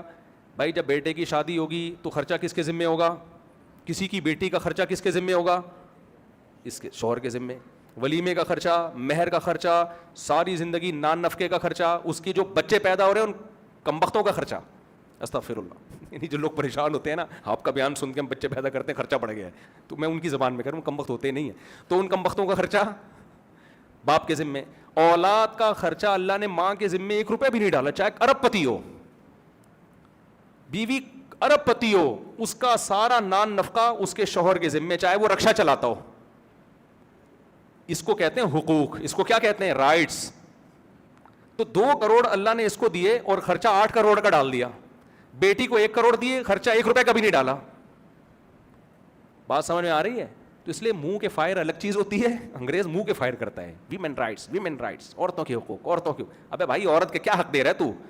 اپنے خرچے پہ جو اپنی بیوی کو چائے نہ پلائے. اور مسلمان کو دیکھو, اللہ نے کہا کہ عورت میں پھر ماں کا سب سے پہلے, اس کا حق باپ سے اخلاق میں 3 گنا زیادہ. دیکھو اطاعت میں باپ کا حق زیادہ ہے, یہ خوب سمجھ لو. اخلاق میں ماں کا حق باپ سے 3 گنا زیادہ, لیکن اطاعت میں جب آرڈر ہوگا تو اس میں شریعت نے باپ کو ماں پہ مقدم کیا, کیونکہ آپ کی ماں کو پرمیشن نہیں دی ہے کہ وہ آپ کی مرضی کے خلاف آپ کے بچوں کو لے کے چلے, کیونکہ سربراہ اللہ نے کس کو بنایا ہے؟ بولو, باپ کو. یہ باپ کو رائٹ دیا, بھائی اطاعت تمہاری ہوگی, گھر کے سربراہ کون ہو؟ تم ہو. تو یہ باپ کو بھی رائٹ دیا اسلام نے. انگریزوں کے یہاں باپ بھی بیچارہ کیا ہوتا ہے, وہ غفار بھائی ہوتے ہیں, وہ فادر نہیں ہوتے, وہ غفار صاحب ہوتے ہیں. باپ کہتا ہے مجھ میں اور جمشید میں کوئی فرق بولو ہے ہی. انگریزوں کے آگے بھی جو بھی جمشید صاحب ہوتے ہیں نا, تو بچے کا فادر میں اور جمشید صاحب میں کوئی فرق ہے ہی نہیں.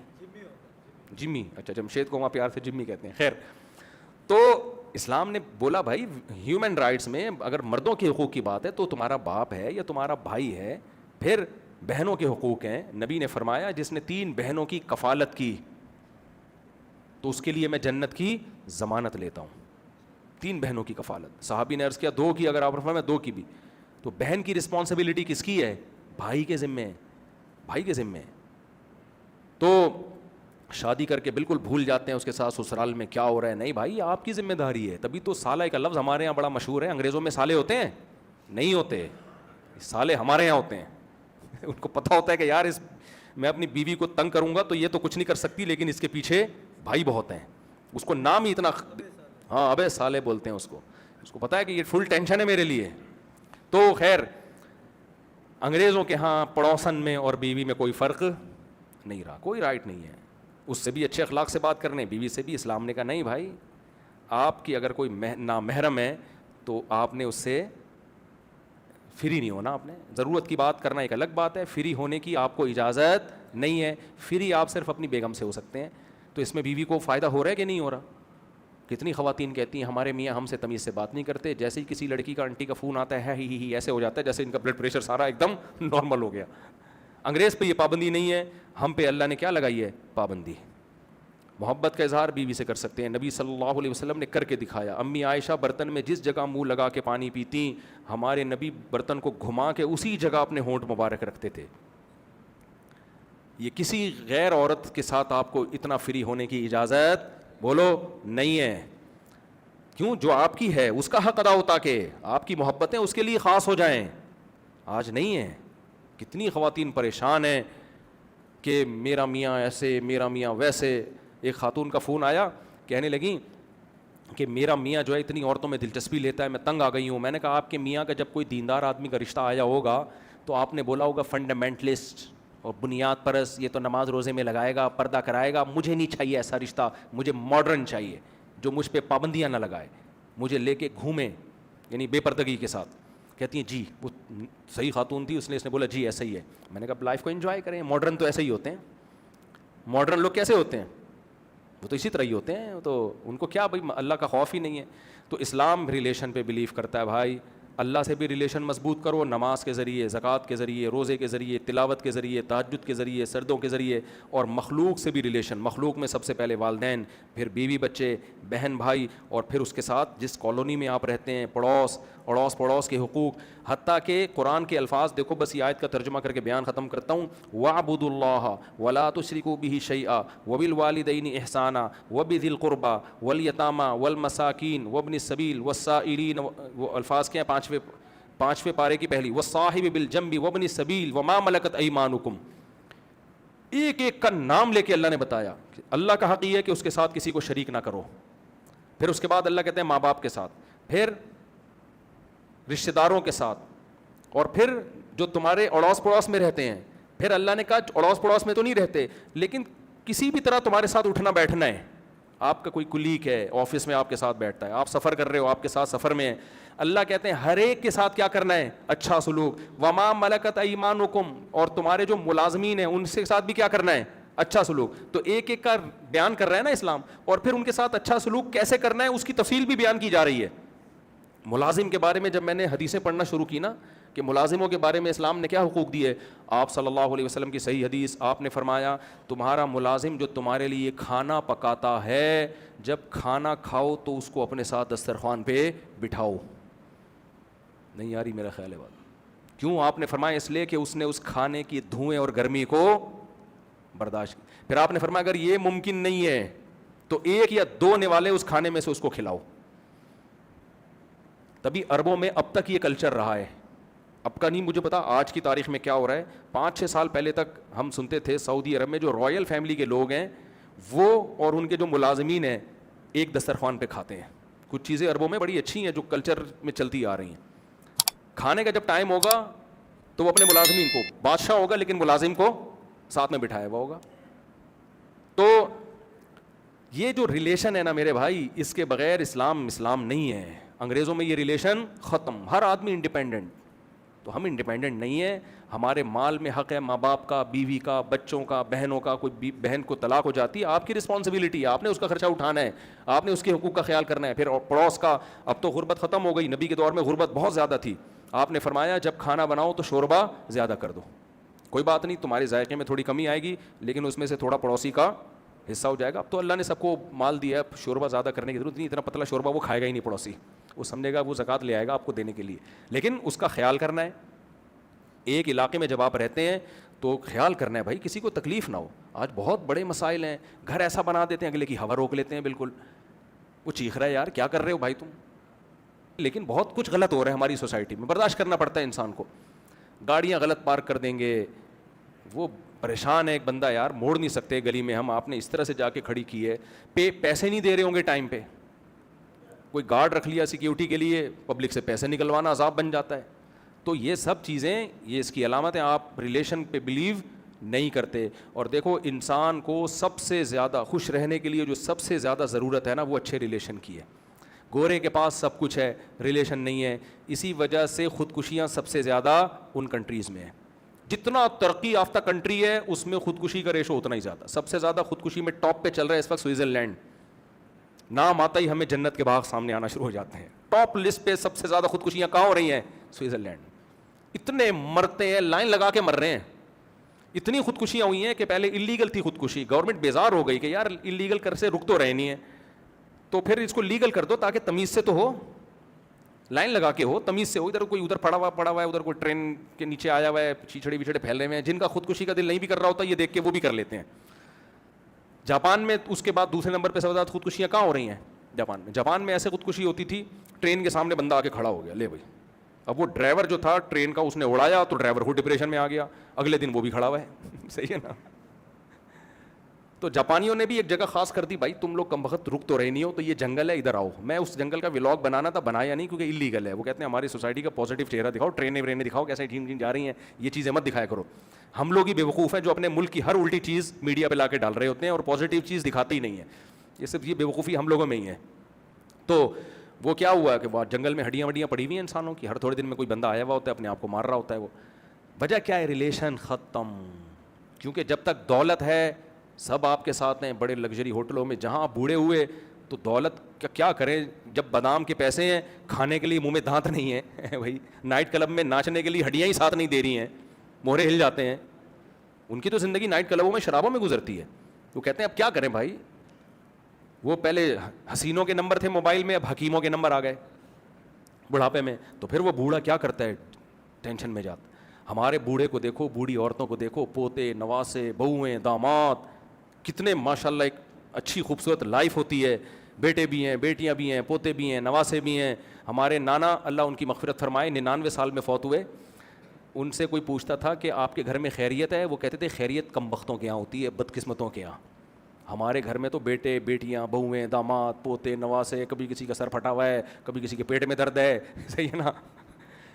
کوئی بدتمیزی کر رہا ہے، اس کو چمبا پلیٹ ہو رہا ہے، پڑ رہا ہے. کہہ رہا ہے خیریت تم بغیرتوں کے گھر میں ہوتی ہے جن کے گھر میں کوئی بندہ ہوتا ہی نہیں ہے. 1000 گز کا بنگلہ ہے، بندہ ہی نہیں ہے. جو گلدستہ جہاں رکھا ہوا ہے قیامت تک وہیں پڑا رہے گا. یہ کوئی خوشیاں تھوڑی ہیں میرے بھائی. میں ڈیفینس گیا ہوں نا، 1000 گز کے بنگلے دیکھیں، بندہ ہی نہیں ہے. بیڈ روم اتنے بنا دیے، ابے بندہ کہاں ہے؟ کہ 2 بچے بس، بندہ نہیں ہے ہمارے. وہ ایک پڑھنے کے لیے امریکہ چلا گیا، ایک کی شادی ہو کے جاپان چلی گئی، وہ 2 بچے بھی مارکیٹ سے شارٹ.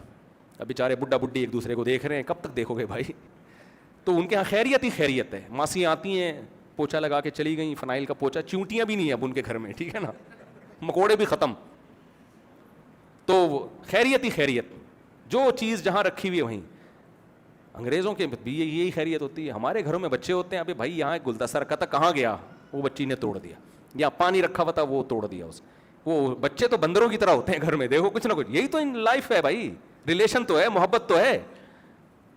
تو اس لیے ریلیشن پہ انسان بلیو کرتا ہے. تو آپ ایک علاقے میں رہتے ہو, کراچی میں دور رہتے ہو آپ لوگ, یہاں اپنا ریلیشن کیا کرنا ہے, بولو مضبوط. اور ریلیشن مضبوط حق لے کے نہیں ہوتا, حق ایسا نہ ریلیشن کے لیے آپ لوگ کہیں سب غفار بھائی 50,000 روپے مل جائیں گے ذرا.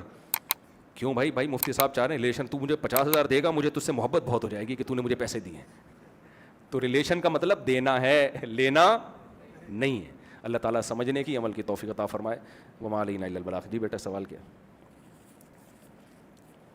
مفتی صاحب میرا سوال یہ کہ داڑھی پر کلر کرنا, خضاب لگانا, براؤن لگا سکتے ہیں, بلیک نہیں لگا سکتے. 40 سال کے بعد لائٹ براؤن, کیونکہ آج کل جو ڈارک براؤن ہے وہ بھی بلیک جیسا ہی ہوتا ہے, تو لائٹ براؤن لگا سکتے ہیں 40 سال کے بعد, اور 40 سال سے پہلے بلیک بھی لگا سکتے ہیں. اور خواتین کی ایج اگر 40 سال سے زیادہ ہو جائے تو اگر شوہر کا بہت زیادہ اصرار ہے کہ بھئی بلیک, کیونکہ بعض کی کسی بیماری سے سفید ہو جاتے ہیں, تو خواتین کے لیے اس کی بھی گنجائش ہے. مرد کے لیے گنجائش نہیں ہے بلیک لگانے کی, سوائے جنگ کے موقع پہ دشمن پہ روب ڈالنے کے لیے. دشمن کو لگے بھئی کوئی جوان ہے, ایسا نہ ہو دشمن کے اتنے بزرگ آ گئے تو دم کر دیں آپ ہمارے اوپر, ٹھیک ہے نا. دشمن پہ روب کے لیے. نارملی 40 سال کے بعد مرد کے لیے بلیک کلر کی اجازت نہیں ہے, لائٹ براؤن لگا سکتے ہیں. میرا سوال یہ ہے کہ آسٹریلیا میں اسلامک بینکنگ کی انسٹالمنٹ کم زیادہ ہوتی ہے. یار آسٹریلیا میں جو اسلامک بینکنگ ہے اس پہ بہت سارے اشکالات ہیں. مجھے کسی نے بتایا کہ وہ ڈاؤٹ ہے اس میں, ڈرامے بازی ہے اس میں, بینکنگ ہے نہیں. اب مجھے حقیقت معلوم نہیں ہے, تو جب تک میں پراپر وے میں اس کی تحقیق نہ کر لوں, میں آسٹریلیا میں جو بینکنگ چل رہی ہے اس پہ فتویٰ نہیں دے سکتا کچھ. کیونکہ جب سے اسلامک بینکنگ آئی ہے نا, تو کچھ لوگ اپنے منجن بھی بیچنا شروع کر دیا اسلامک بینکنگ کے نام پہ. اس کی نگرانی کون کر رہا ہے, کیا کیسے ہو رہا ہے, صرف ٹوپی ڈرامہ تو نہیں ہو رہا, پریکٹیکلی ایسا ہو بھی رہا ہے, بڑا مشکل کام ہے. تو اس لیے میں کوئی ذمہ داری نہیں لیتا اس کی. دیکھیں گھر لون پہ, مورگیج پہ لینا جائز نہیں ہے, کیونکہ سودی قرضہ ہے وہ. شدید مجبوری ہو تو جائز ہے. شدید مجبوری کسے کہتے ہیں؟ شدید مجبوری اسے کہتے ہیں کہ رینٹ پہ مل ہی نہیں رہا ہو, رینٹ پہ مل نہیں رہا ہو. مثال کے طور پر ایک صاحب مجھ سے ملے, ان کے پشاور کی فیملی تھی, 6-7 بچے تھے ان کے, وہ رہتے ہیں اٹلی میں. کہہ رہے ہیں ہمیں کوئی رینٹ پہ گھر دے ہی نہیں رہا, کیونکہ وہ کہہ رہے ہیں ہمیں چھوٹی فیملی چاہیے. تو پھر ایسی مجبوری میں اب روڈ پہ تو نہیں رہ سکتا نا انسان, تو ایسی مجبوری میں گنجائش ہے. لیکن جب تک آپ رینٹ پہ رہ سکتے ہو تو آپ کے لیے مورگیج پہ گھر لینا جائز نہیں ہے. ہاں لوگ کہتے ہیں بھائی ایک گھر تو اپنی ضرورت کی ہے تو ہم کیوں نہیں لے سکتے. گھر یقیناً انسان کی ضرورت ہے, لیکن گھر کا اپنا ہونا انسان کی ضرورت نہیں ہے. سمجھ رہے ہیں کہ نہیں سمجھ رہے؟ اپنا گھر ہونا انسان کی ضرورت اس کو کہیں گے جس کو شریعت ضرورت کہتی ہے. ورنہ تو بحریہ ٹاؤن والے ریاض ملک کہیں گے کہ میری ضرورت 6 ایسے بحریہ ٹاؤن اور بن جائیں, یہ میری بہت سخت ضرورت ہے. تو وہ تو لگژری ہے نا. گھر ضرورت ہے, روڈ پہ نہیں رہ سکتا اپنے بیوی بچوں کے ساتھ. گھر تو اگر وہ کرائے پہ ارینج ہو گیا ہے تو ضرورت آپ کی پوری ہو گئی ہے. آگے اپنا ہو اچھی بات ہے, اگر اپنا ہو تو اپنے پیسوں سے ہو, سود سے نہ ہو تو ٹھیک ہے. لیکن اگر سود پہ گھر لینا پڑ رہا ہے تو یہ جائز نہیں ہے آپ کے لیے. سمجھ رہے ہیں؟ ہاں مجبوری ہو تو ایک الگ بات ہے, مجبوری میں نے بتا دی, رینٹ پہ مل ہی نہیں رہا تو ایک الگ بات ہے. ٹھیک ہے جی.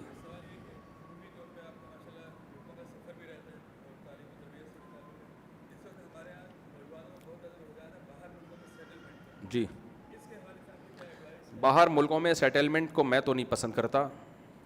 وجہ اس کی یہ ہے کہ بہت ٹینشن والے حالات ہوتے ہیں باہر ملک میں جا کے, اور پاکستان کے حالات ابھی اچھے ہونے بھی لگے ہیں.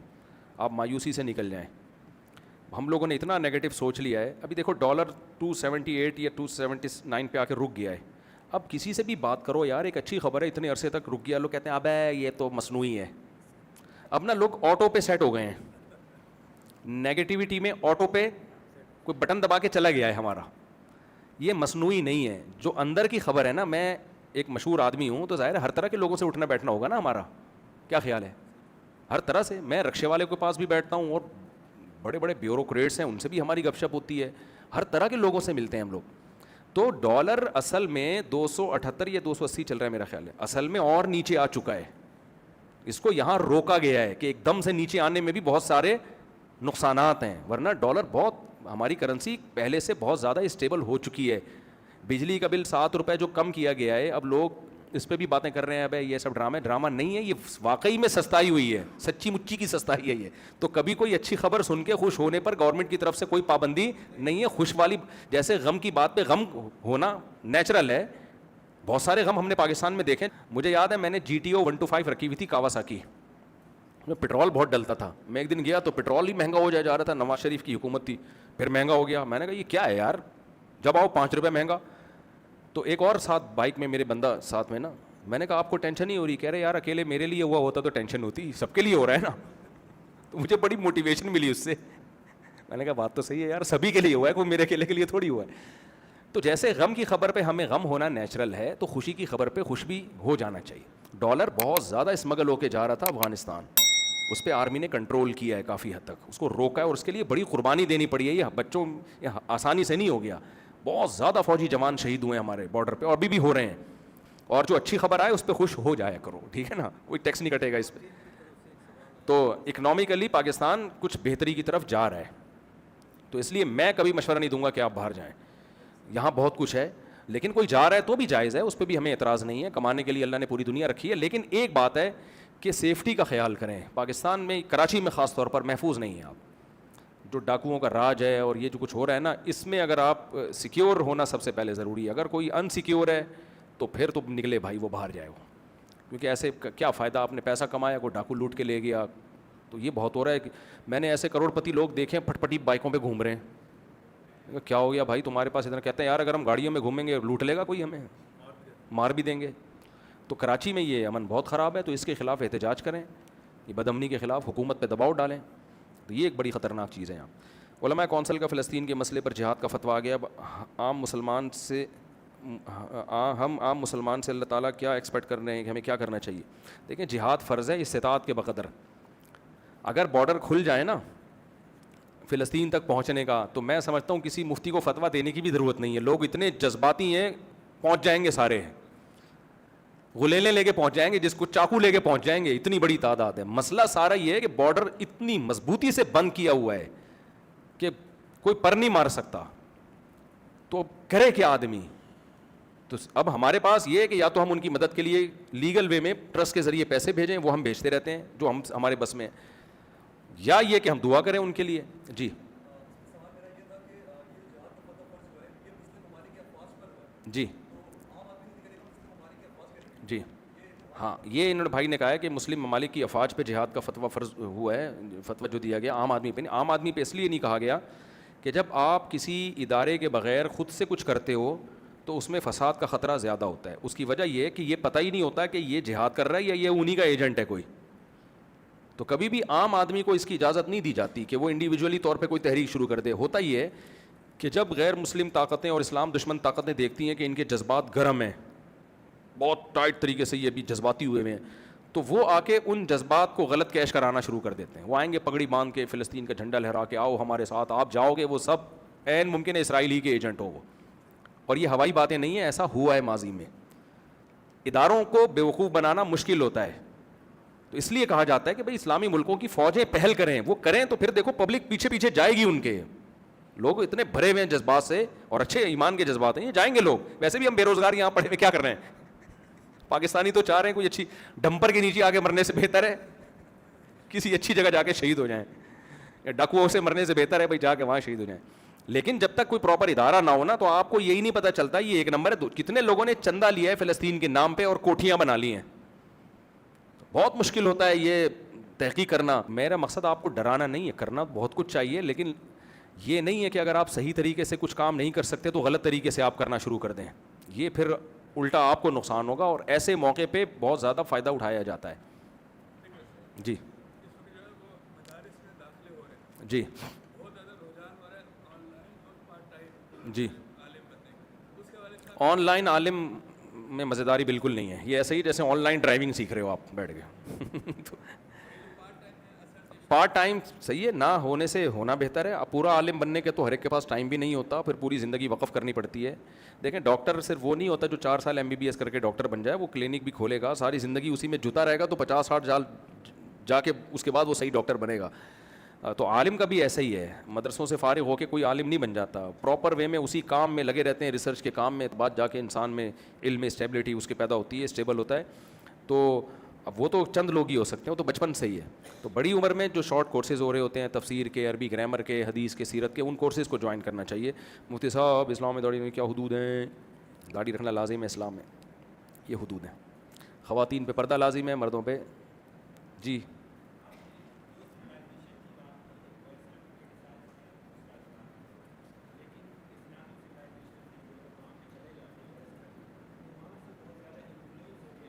جی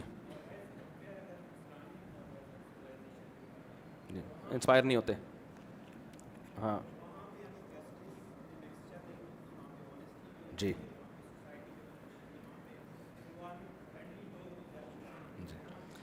دیکھیں اس کی وجہ یہی ہے نا کہ یہ اسلام کا قصور نہیں ہے نا. اسلام ہے کہاں؟ اسلامی ملکوں میں اسلام ہوتا تو ہم کہتے نا, تو ہے نہیں نا. انہوں نے جو اسلام کی جو اس طرح کی تعلیمات تھیں وہ لے لی انہوں نے, ایمانداری, دیانتداری. اب قرآن کیا کہتا ہے؟ ناپ تول میں کمی کرنے والوں کو کیا خوف نہیں ہے کہ خدا کو جواب دینا پڑے گا؟ قرآن کہتا ہے ایک قوم ناپ تول میں کمی کرتی تھی, ہم نے پوری قوم تباہ کر دی. لیکن ماشاء اللہ یہ آیتیں ہم تراویح میں پڑھ پڑھ کے رو رہے ہوتے ہیں, اس کے بعد جا کے پھر وہی خود ٹھگ رہے ہوتے ہیں کسٹمر کو.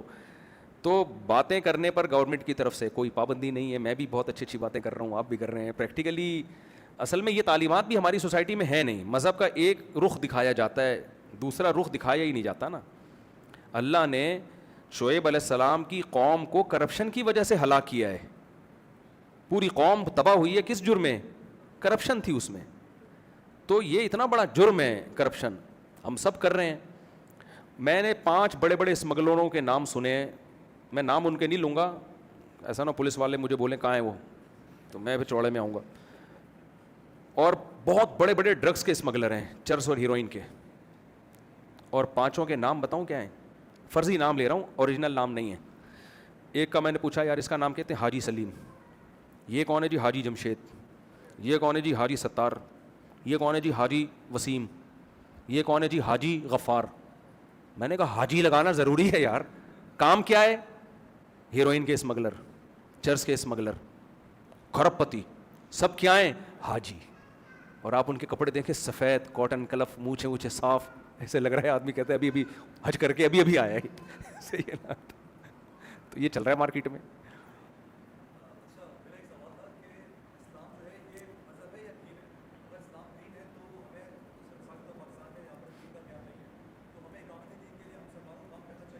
اقامت دین کے لیے بہترین بات کی. اچھا یہ انہوں نے بارڈر والا سوال بھی رہ گیا تھا, ٹائم ہے میں جواب دے دوں ان کا؟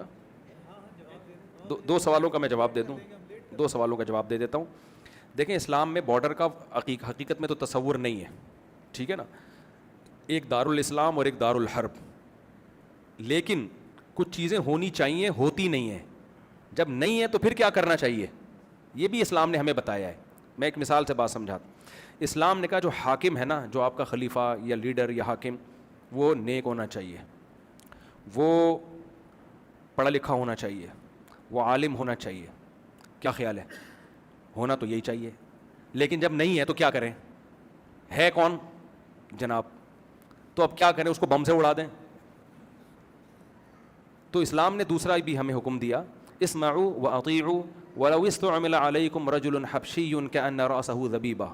صحیح بخاری مسلم کی بہت ساری حدیثیں اس پر, کہ جب بھی کوئی ایک حاکم ہو, چاہے جو مرضی ہو, تم نے امت کی اجتماعیت کے لیے اس کی اطاعت کرنی ہے. اور آسان, میں آپ کی بات کی طرف آ رہا ہوں. امام کیسا ہونا چاہیے؟ پوری داڑھی ہو, نیک ہو, بہتر ہے 4 بیویاں ہوں. ایک مثال دے رہا ہوں میں, صحیح ہے نا, شریف شرفا ہونا چاہیے. ایسے آدمی کو امام بنایا جائے. لیکن فقہا نے ساتھ ساتھ یہ بھی لکھا اگر نہیں ہے تو جو ہے نماز اس کے پیچھے پڑھو آپ, جماعت نہیں چھوڑ سکتے. کیوں؟ اسلام اجتماعیت پہ زور دیتا ہے. کسی کی انفرادی حیثیت کو خراب بھی ہے برداشت کیا جائے گا اجتماعیت کے لیے. تو صحیح مسلم کی حدیث کہ جب مسلمانوں کا کوئی ایک امیر بن جائے, اس کے خلاف جو بھی کھڑا ہو اس کو قتل کر دو, کائنم من کان, کتنا ہی نیک کیوں نہ ہو, کتنا ہی اچھا کیوں نہ ہو. بھائی جب ایک ہے تو اجتماعیت ٹوٹ رہی ہے, پاور ختم ہو جائے گی, آپ کی طاقت ختم ہو جائے گی. تو اس کی وجہ تبھی یزید کے ہاتھ میں زیادہ تر صحابہ نے بیعت کی ہے, حالانکہ اس پہ بڑے اشکالات تھے, لیکن وہ بیعت اسی بیس پہ کی ہے, بھائی پاور اس کے پاس ہے. تو اگر ہم بغاوت کریں گے تو 2 ریاستیں ہو جائیں گی, امت کا شیرازہ بکھر جائے. حجاج بن یوسف کتنا ظالم تھا. حضرت ابو ہریرہ جیسے صحابی حجاج بن یوسف کے پیچھے نماز پڑھا کرتے تھے, آ کے جمعے کی نماز بھی اسی کے پیچھے پڑھ رہے ہیں, اسی کی اطاعت کر رہے ہیں, بڑے بڑے صحابہ. تو ہونا تو بہت کچھ چاہیے, یہ لکیریں نہیں ہونی چاہیے, سعودی عرب, پاکستان, مسقط, دبئی ایک اسلامک اسٹیٹ ہونی چاہیے. لیکن جب نہیں ہے تو کیا کریں؟ تو ان کو جوڑنے کے چکر میں اگر یہ ڈر ہے نا کہ مزید ٹوٹ جائیں گی، تو بھائی جتنے ٹوٹے ہوئے ہیں فی الحال اس پہ گزارا کرو. تبھی آپ دیکھو بنو امیہ کے دور میں ایک اسلامک اسٹیٹ تھی. جب بنو امیہ کے خلاف بغاوت ہوئی ہے بنو عباس نے، تو وہ ایک اسٹیٹ نہیں بنی. اس بغاوت کے نتیجے میں اسلامک اسٹیٹ دو حصوں میں ڈیوائڈ ہو گئی. پہلی دفعہ اسلام میں یہ دراڑ آئی تھی کہ جی بنو امیہ نے ظلم کیا تو ہم ان کے خلاف بغاوت کریں گے. بغاوت ہوئی تو کیا ہوا؟ اسلامک اسٹیٹ دو، اندلس میں الگ خلافت قائم ہوئی اور ادھر بصرہ کوفہ میں الگ خلافت قائم ہوئی. پھر اس کے بعد سے خلافتیں ادھر خلافتیں. پھر جو خلافت عثمانیہ تھی بہت بڑی تھی، لیکن ہندوستان میں وہ نہیں تھی. ہندوستان میں الگ مغلوں کی حکومت تھی، وہ بھی اسلامی ریاست تھی ہندوستان کی، وہ مغلوں کی حکومت تھی. ادھر مسقط میں الگ حکومت تھی. تو اسلامک اسٹیٹ بنو امیہ کے بعد آج تک کبھی ایک خلیفہ پہ لوگ جمع نہیں ہوئے ہیں. تو سب علماء کا ہمیشہ سے یہی فتویٰ ہے کہ جہاں جو خلافت ہے، جو حکومت ہے، اس کو مزید توڑنے کی کوشش نہ کی جائے، وہیں کے جو بادشاہ ہے اس کی اطاعت کی جائے. تو کچھ کام ہونے چاہیے، لیکن نہیں ہو رہے تو ہم گراؤنڈ ریئلٹی کو دیکھ کے چلیں گے. ان کو ایسے طریقے سے جوڑنے کی کوشش کرنا کہ وہ مزید ٹوٹ جائیں، یہ نہیں ہو سکتا، یہ جائز نہیں ہے. باقی اس پاکستان میں اسلام لانے کا کیا طریقہ ہے؟ دیکھیں نبی صلی اللہ علیہ وسلم کی سیرت سے ہمیں کوئی ایک طریقہ نہیں ملتا. ہمیں نبی کی سیرت سے یہ ملتا ہے کہ جو جس وقت سوٹیبل طریقہ ہوگا وہ اختیار کیا جائے گا. دیکھو مکہ میں آپ صلی اللہ علیہ وسلم نے 13 سال محنت کی، جہاد نہیں کیا. وجہ کیا تھی؟ طاقت ہی نہیں تھی. نہیں، ریاست کیوں قائم نہیں کی مکہ میں؟ بھائی ہمارے لوگوں کو گرم ریتوں پہ لٹایا جا رہا ہے، ہم ان کو نہیں بچا سکتے. بلال حبشی کے سینے پہ پتھر رکھے جا رہے ہیں، ہم وہ نہیں ہٹا سکتے. تو ہم یہاں بات کریں ہم اسٹیٹ قائم کریں گے، تو یہ گراؤنڈ ریئلٹی سے کے خلاف ہو جاتا ہے نا، پاور ہی نہیں ہے. مدینہ سے لوگ آنا شروع ہوئے، وہ خود بخود ہی اللہ نے ان کے دلوں میں ڈالا، وہ بیعت ہوئے، انہوں نے کہا آپ ہمارے یہاں آ جائیں. مدینہ بغیر کسی جنگ کے جہاد کے اسلامک اسٹیٹ بن گیا نبی کے پہنچتے ہی. اسلام میں پہلے جو اسٹیٹ وجود میں آئی ہے بغیر جہاد اور بغیر جنگ کے وجود میں آئی ہے. اب وہاں جاتے ہی آپ نے سب سے پہلے یہودیوں سے معاہدے کیے کہ جنگ نہ ہو، کیونکہ ہم کمزور ہیں بھائی، ہم نہیں لڑ سکتے، جنگ نہ ہو. اور پھر کیونکہ مسلمانوں کے معاشی حالات بہت خراب تھے، تو آپ کو پتہ چلا کہ قافلہ آ رہا ہے تو اس پہ ہم شب خون مارتے ہیں، کیونکہ مکہ والوں سے کوئی ایگریمنٹ نہیں تھا. تو ہم کیا کریں گے؟ 313 افراد کو لے جا کے وہاں سے جو ان کا راشن آ رہا ہے اس پہ ہم لڑیں گے، ان سے وہ لیں گے، کیونکہ ان سے تو جنگ چل رہی ہے نا. تو جب ہم لیں گے تو ہم اکنامکلی کیا ہو جائیں گے؟ تھوڑے مضبوط ہو جائیں گے. لیکن وہ اللہ کی طرف سے پوری جنگی ہو گئی، وہ نبی کا ارادہ نہیں تھا، کیونکہ 313 1000 سے اسباب کی دنیا میں لڑ نہیں سکتے. تو نبی نے نہیں لڑی ہے وہ جنگ، یعنی اللہ کی طرف سے جنگ ہو گئی اور اللہ نے فتح دے دی. غزوہ احد میں آپ دیکھیں وہاں بھی پہل مشرکین نے کی، آپ نے پہل نہیں کی، کیونکہ گراؤنڈ ریئلٹی یہ کہہ رہی ہے بھائی ہم نہیں لڑ سکتے. تو مشرکین نے حملہ کیا، آپ نے دفاع پر اکتفا کیا، اس میں پھر شکست بھی ہوئی. اور شکست اس سینس میں کہ بہت سے لوگ شہید ہو گئے، نقصان ہوا، اللہ کی طرف سے حوصلہ افزائی ملی. پھر اس کے بعد خندق ہوئی ہے، اس میں بھی آپ نے پہل نہیں کی ہے. سارے عرب قبائل نے مل کے مدینہ کا گھیراؤ کیا، آپ نے صرف ڈیفنس پہ اکتفا کیا، بھائی ان کو کسی طرح اندر آنے سے روکو. یہ نہیں ہے کہ جی ہم جا رہے ہیں بڑھ چڑھ کے حملے کریں گے. اس کے بعد جب غزوہ خندق کے بعد آپ نے فرمایا اب پہل کون کرے گا، اب ہم اتنی پاور میں آ گئے، پہل ہماری طرف سے ہوگی. تو یہ سارے چیزیں گراؤنڈ ریئلٹی کو دیکھ کر ہو رہی ہیں. ابھی بھی پاکستان کو اگر آپ اسلامک اسٹیٹ بنانا چاہتے ہو، دو طریقے ہیں آپ کے پاس. ایک طریقہ یہ ہے کہ میں اور آپ، یہ جو بھائی صاحب ادھر توجہ کریں ادھر، ایک طریقہ یہ ہے کہ میں اور آپ ایک تنظیم بناتے ہیں، خلیفہ بناتے ہیں، اور پھر ہم کیا کرتے ہیں؟ ٹینک خریدتے ہیں، پریکٹس کرتے ہیں اور جے کے اسلام آباد پہ قبضہ کر لیتے ہیں. یہ 20-30 سال میں بہت دفعہ ہو چکا ہے. اور بعض دفعہ جو یہ کام کر رہا ہوتا ہے وہ خود فوجیوں نے بٹھایا ہوا ہوتا ہے دیکھنے کے لیے کہ اس میں کتنے کتنے لوگ آتے ہیں. اور یہ طریقہ اسلامی کسی بھی مسلم کنٹری میں جب بھی ہوا ہے ناکامی کے سوا کچھ بھی حاصل نہیں ہو. یہ جو مصر میں داڑھیوں پر پابندی لگی، پردے پر پابندی لگی، کیوں لگی ہے؟ وہاں جو مذہبی لوگ تھے نا، انہوں نے اسٹیٹ کے خلاف بغاوتیں کی ہیں، تو ان کو ہمیشہ خطرہ ہوا داڑھی والوں سے. تو وہ جو رہا سا اسلام تھا نا وہ بھی ختم کر دیا انہوں نے. تو ایک طریقہ تو یہ. دوسرا طریقہ یہ ہے کہ ہمارا آئین اسلامی ہے. آئین کہتا ہے کہ قرآن و سنت کے خلاف کوئی قانون نہیں بنے گا، لیکن اس آئین کا جو امپلیمنٹ ہے اس کو کیا کرتے ہیں؟ الٹے سیدھے قوانین کو مشرف با اسلام کر کے تھوپ دیا جاتا ہے. یعنی اگر حکومت چاہے گی نا کہ ہم چرس پھیلائیں تو اس میں بھی کسی مفتی کو بلائے گی. پاکستان سے نہیں ملے گا تو کہیں سے، پوری دنیا میں مفتی مارکیٹ میں ہول سیل کے حساب سے پڑے ہوئے ہیں، بلا کے چرس کو اینٹی ڈپریشن ٹیبلٹ بنا کے، اینٹی ڈپریشن پاؤڈر اور اچھی سی پیکنگ میں مارکیٹ میں پھیلا دیا جائے گا. لوگ ثواب سمجھ کے پی رہے ہوں گے اس کو، فتویٰ بھی آ جائے گا. یہ چل رہا ہے مارکیٹ میں. تو اب ہم کیا کرتے ہیں؟ جو جامعۃ الرشید کا جو ایک موٹیو ہے وہ یہ ہے کہ بھائی پاکستان کا آئین اسلامی ہے، لکھا ہوا ہے کہ قرآن و سنت کے خلاف کوئی قانون نہیں بنے گا. اور اتنی مضبوط شق ہے کہ اس کو اسمبلی میں 100% افراد مل کے بھی نہیں نکال سکتے. وجہ اس کی ہے کہ پاکستان اس بیس پہ انڈیا سے الگ ہوا ہے. کیونکہ اس شک کو اگر نکال دیا تو انڈیا بین الاقوامی عدالت میں کیس کرے گا کہ بھائی تمہاری جو علیحدگی کی بنیاد تھی وہ ختم ہو گئی ہے. تو یہ یعنی میں اور آپ عملی طور پر اسلام چھوڑ سکتے ہیں, اللہ ہمیں بچائے, لیکن آپشن ہے. کوئی مرتد ہو جاتے ہیں نا لوگ, پاکستان کے پاس مرتد ہونے کا آپشن ہے ہی نہیں. یعنی یہ اتنی پازیٹیو چیز ہے ہمارے لیے. سعودی عرب کا آئین غیر اسلامی بن سکتا ہے, نہیں بنے گا لیکن بن سکتا ہے, ہمارا نہیں بن سکتا. تو اتنی پازیٹیو چیز ہے پاکستان میں کہ اس کا آئین غیر اسلامی بننا کا آپشن ہی نہیں ہے. اب مسئلہ کیا ہے کہ ملک چلاتے ہیں چند طاقتیں, نمبر 1 سیاستدان, نمبر 2 فوج, تیسری عدلیہ, چوتھے بیوروکریٹس جو ہوتے ہیں. یہ 4 طاقتیں ہیں جو کنٹری کو چلاتی ہیں. یہ چاروں میں 2 نمبریاں بہت ہیں. یہ جنرل مشرف نے آ کے عدالتی خلا کا قانون ہم پہ تھوپ دیا اور اس کو مشرف و اسلام بھی کر دیا. وہ اتنا فیملی سسٹم ہمارا تباہ ہو رہا ہے. تو یہ 4 چیزیں صحیح ہو سکتی ہیں. اب ان کو صحیح کرنے کا, یہ 4 ادارے ٹھیک ہو جائے نا تو ملک کیا ہو جائے گا, پہلے سے اسلامی ہے بھائی, وہ امپلیمنٹ ہونا شروع ہو جائے گا اس کا. تو 4 اداروں پہ اگر ہم محنت کر لیں, فوج پہ محنت کر لیں, بیوروکریسی پہ محنت کر لیں, سیاستدانوں پہ محنت کر لیں, ہم ہر طرح سے محنت کریں, ان پہ محنت بھی کریں لوگوں پہ. دوسرا, یہ ہمیشہ دنیا میں نہیں رہیں گے, ایک نئی جنریشن آ رہی ہے, تو آپ سیاست میں نہیں بھیج سکتے. باقی سارے ادارے میرے اور آپ کے پاس ہیں, ہمارے بچوں کے ہیں. وہ ایک صاحب نے مجھے کہا لاہور ہائی کورٹ کے جج نے اتنا غلط فیصلہ کیا, مفتی صاحب آپ اس کے خلاف بیان کرو. میں نے کہا میں بیان کروں گا, ایک فیصلہ میرے خلاف بھی ہو جائے گا. پھر میں فون کروں گا جیل سے, اس نے میرے خلاف فیصلہ کیا, مولوی صاحب اس کے خلاف بیان کرو, اگلے جیل ان کے لیے ہوگا.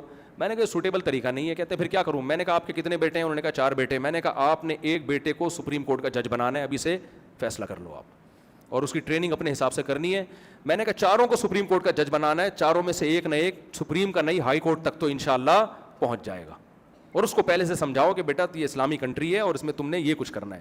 تو اگر ہم 50 سال پہلے یہ پلان بنا کے کام کر رہے ہوتے تو آج ہمیں اس کا رزلٹ دیکھنے کو مل رہا ہوتا. ہمارا مذہبی طبقہ مسجد اور مدرسوں تک محدود رہا ہے, اور لبرل طبقہ مسجد سے بالکل دور رہا ہے. تو مسٹر اور ملا 2 الگ الگ ٹرینیں ہیں جن کی دمیں آپس میں ملتی ہیں, انجن بالکل وہ ادھر. تو ملک سیکولر لبرل قوتوں کے حوالے اور مسجدیں مولویوں کے حوالے, اور اس میں بھی کوئی کرائٹیریا نہیں ہے کہ وہ کوئی کہیں سے فارغ بھی ہے یا نہیں. تو پلاننگ ہی ہم نے کچھ کی نہیں ہے نا پاکستان کو اسلامائزیشن کی طرف لانے کی. اس کا پھر نتیجہ نکلتا ہے یونیورسٹیوں میں ایسے ایلیمنٹ پیدا ہوتے ہیں جو بغاوت پہ لے کے جاتے ہیں, جو رہی صحیح طاقت ہے تاکہ اس کو بھی ختم. تو ایجوکیشن کو فوکس کریں, اسکول بنائیں, یونیورسٹیاں بنائیں. دیکھو عیسائی مشنریاں پوری دنیا میں اسکول بناتی ہیں, پھر اس کے ذریعے عیسائیت کی تبلیغ کرتے ہیں. ہمارا زور مدرسوں پر ہے سارا, مدرسے بھی ہونے چاہیے, لیکن 99% جو پبلک ہے وہ اسکولوں میں جاتی ہے. آپ اپنی کسٹڈی میں اسکول بناؤ, ماحول اسلامی دو, ایجوکیشن اس کو اچھی دو, اور انہی اسکولوں سے نکل کے لوگ فوج میں بھی جائیں گے, اور عدلیہ میں بھی جائیں گے, اور سیاست میں بھی جائیں نہ جائیں وہ تو سسٹم کے تحت ہی ہوتی ہے سیاست. بہرحال تو ہر جگہ جب اچھے لوگ جائیں گے تو ملک میں تبدیلی آئے گی. طیب اردگان جس پارٹی سے تعلق رکھتا ہے, انہوں نے 50 سال پہلے ترکی میں یہ شروع کیا تھا. آج 50 سال کے بعد ترکی میں اس کے اثرات نظر آ رہے ہیں. ترکی میں اللہ کا نام لینے پر پابندی تھی, اذان پہ پابندی, اسمبلی میں تو سوال ہی پیدا نہیں ہوتا. 1 نمبر سیکولر آرمی تھی ترکی کی. میں 3-4 دفعہ ترکی جا چکا ہوں, وہاں کے افسروں کو میں نے نماز پڑھتے ہوئے دیکھا, فوجی افسروں کو. اب تقریر سے پہلے بسم اللہ الرحمن الرحیم پڑھایا جاتا ہے. اب لوگ کہتے ہیں ترکی میں جا کے وہاں اتنی بے حیائی ہے. بھائی آپ ترکی کو 50 سال پہلے والے ترکی سے کمپیئر کرو, ترکی کو پاکستان سے کمپیئر نہیں کرو. پہلے کا ترکی اور آج کا ترکی بہت بدل چکا ہے, اور جس ٹریک پہ چل پڑا ہے تو 20-30 سال کے بعد حالات کچھ اور ہوں گے ترکی کے. انہیں ڈرامے بنائے, کیسے خلافت کو دکھایا انہوں نے. ابے میں نے کہا ڈرامہ دیکھ, کہہ رہے ہیں ہم تو سمجھتے تھے ہمارا کوئی ماضی ہے ہی نہیں, ہم تو شروع سے ہی فضول لوگ ہیں, مسلمان جب سے دنیا میں آئے ہیں پاگل ہی ہیں. ہمیں تو وہ ارطغرل دیکھ کے پتہ چلا یار ہمارا ماضی کتنا شاندار تھا بھائی, کچھ ایتھیس مسلمان ہوئے ہیں. تو یہ ویژن ہے, سمجھ رہے ہو. ہماری فلمیں کیا بنا رہی ہیں لوگوں کو, ڈرامے. ہمارے جو ڈرامے ویژن کے بغیر ہیں وہ ڈرامے, اس میں ہے کہ دیور کا بھابھی سے چکر چل رہا ہے. دیور کا کس سے چکر چل رہا ہے, بھابھی سے. شوہر نے 3 طلاقیں دی ہوئی, حلالہ کروایا جا رہا ہے بیوی کا. یہ بغیرتی ہمارے ہاں دکھائی جا رہی ہے. پھر جناب وہ بیوی بھاگ گئی, غریب شوہر تھا. آج مجھے کسی نے بتایا, آج ہی کی لیٹسٹ رپورٹ ہے, کسی نے مجھے بتایا کہ ایک ڈرامہ آیا ہے جس میں دکھایا گیا ہے کہ شوہر غریب تھا, شوہر کا دوست مالدار تھا, تو بیگم آہستہ آہستہ کدھر کھسک گئی, شوہر کے دوست کے پاس. تو میں نے کہا یار یہ ڈرامے دکھائیں گے تو غریبوں کی بیویاں تو کھسکیں گی پھر آہستہ آہستہ, صحیح ہے نا. تو یہ ویژن کے بغیر ڈرامے ہیں, وہ طیب اردگان کا ایک ویژن تھا, وہ ایک پارٹی سے ہے, تو اس نے ایک ارطغرل ڈرامہ بنا کے پوری دنیا میں پھیلا دیا. اس ڈرامے پڑھ دیکھ کے لوگ کیا کر رہے ہیں, میں ڈرامے نہیں دیکھتا, نہ بچوں کو دیکھنے دیتا ہوں, میں نے ارطغرل دیکھنے دیا. میرے بچے کیا کر رہے تھے جن دنوں, اب تو وہ ختم ہو گیا, بچیاں جو ہے نا وہ حلیمہ بنی ہوئی ہیں, اور وہ اوپر نا وہ بنا کے تلواریں لے کے بچیاں گھر میں گھوم رہی ہوتی تھیں. میں نے کہا یہ دیکھو پورا ماحول ڈرامے نے چینج کر دی. بچے کہنے گھوڑا لا کے دو ابو, میں نے کہا بس کر جاؤ بیٹا, گھوڑا چاہیے. جب کرکٹ کے میچ آتے ہیں سب بچے گیند بلے میں ہی بس. تو یہ میڈیا کو یہ پاور دی ہے. ہم لوگ صحیح لوگ آئے نہیں ہیں, ہم نے اسکول ایسے نہیں بنائے, ویژنری لوگ بنائے نہیں ہیں, تو کام اللہ جو محنت ہوتے ہیں تو بھائی آؤٹ پٹ ہوتا ہے. باتیں کرنے پر گورنمنٹ کی طرف سے کوئی پابندی. اب جو اسکالرز آ رہے ہیں یہ مولوی کچھ نہیں کر رہے, یہ ملک میں انقلاب نہیں لا رہے, بھائی آپ کیا کر رہے ہو؟ میرے اپنے شاگرد جامعۃ الرشید میں پاکستان نیوی میں کمیشن آفیسر گئے ہیں, عالم بنے ہیں, ہم سے پڑھا ہے انہوں نے. ہمیں خوشی ہوتی ہے یار کہ ایک مولوی کا شاگرد نیوی میں کمیشن آفیسر جا رہا ہے. یہ بہت تھوڑی تعداد میں, لیکن جب سب کی یہ سوچ ہوگی تو ایک ملک میں ایک پازیٹیو تبدیلی آئے گی. پاکستان گندا ملک نہیں ہے, خدا کی قسم بہت اچھا ملک ہے, ہم بہت گندے ہیں, ٹھیک ہے نا. پاکستان کا جو لا ہے نا, اسلامی قرآن و سنت کے خلاف کوئی قانون نہیں بنے گا. یہ سیکولر لبرل لوگوں کے لیے حلق کا کانٹا ہے, وہ یہاں آ کے پھنستے ہیں. تبھی آپ دیکھو جنرل مشرف کے دور میں جب انہوں نے کوشش کی نا کسی طرح یہ انلیگل فزیکل ریلیشن کو بھی لیگل کیا جائے, تو گلے کا کانٹا کیا چیز پھنس جاتی ہے لبرل لوگوں کے, وہ یہی پھنس جاتا ہے کہ یار ملک کا لا کیا ہے, وہ اسلامی ہے, اب اس کو کیسے کریں. تو پھر وہ کوشش کرتے ہیں.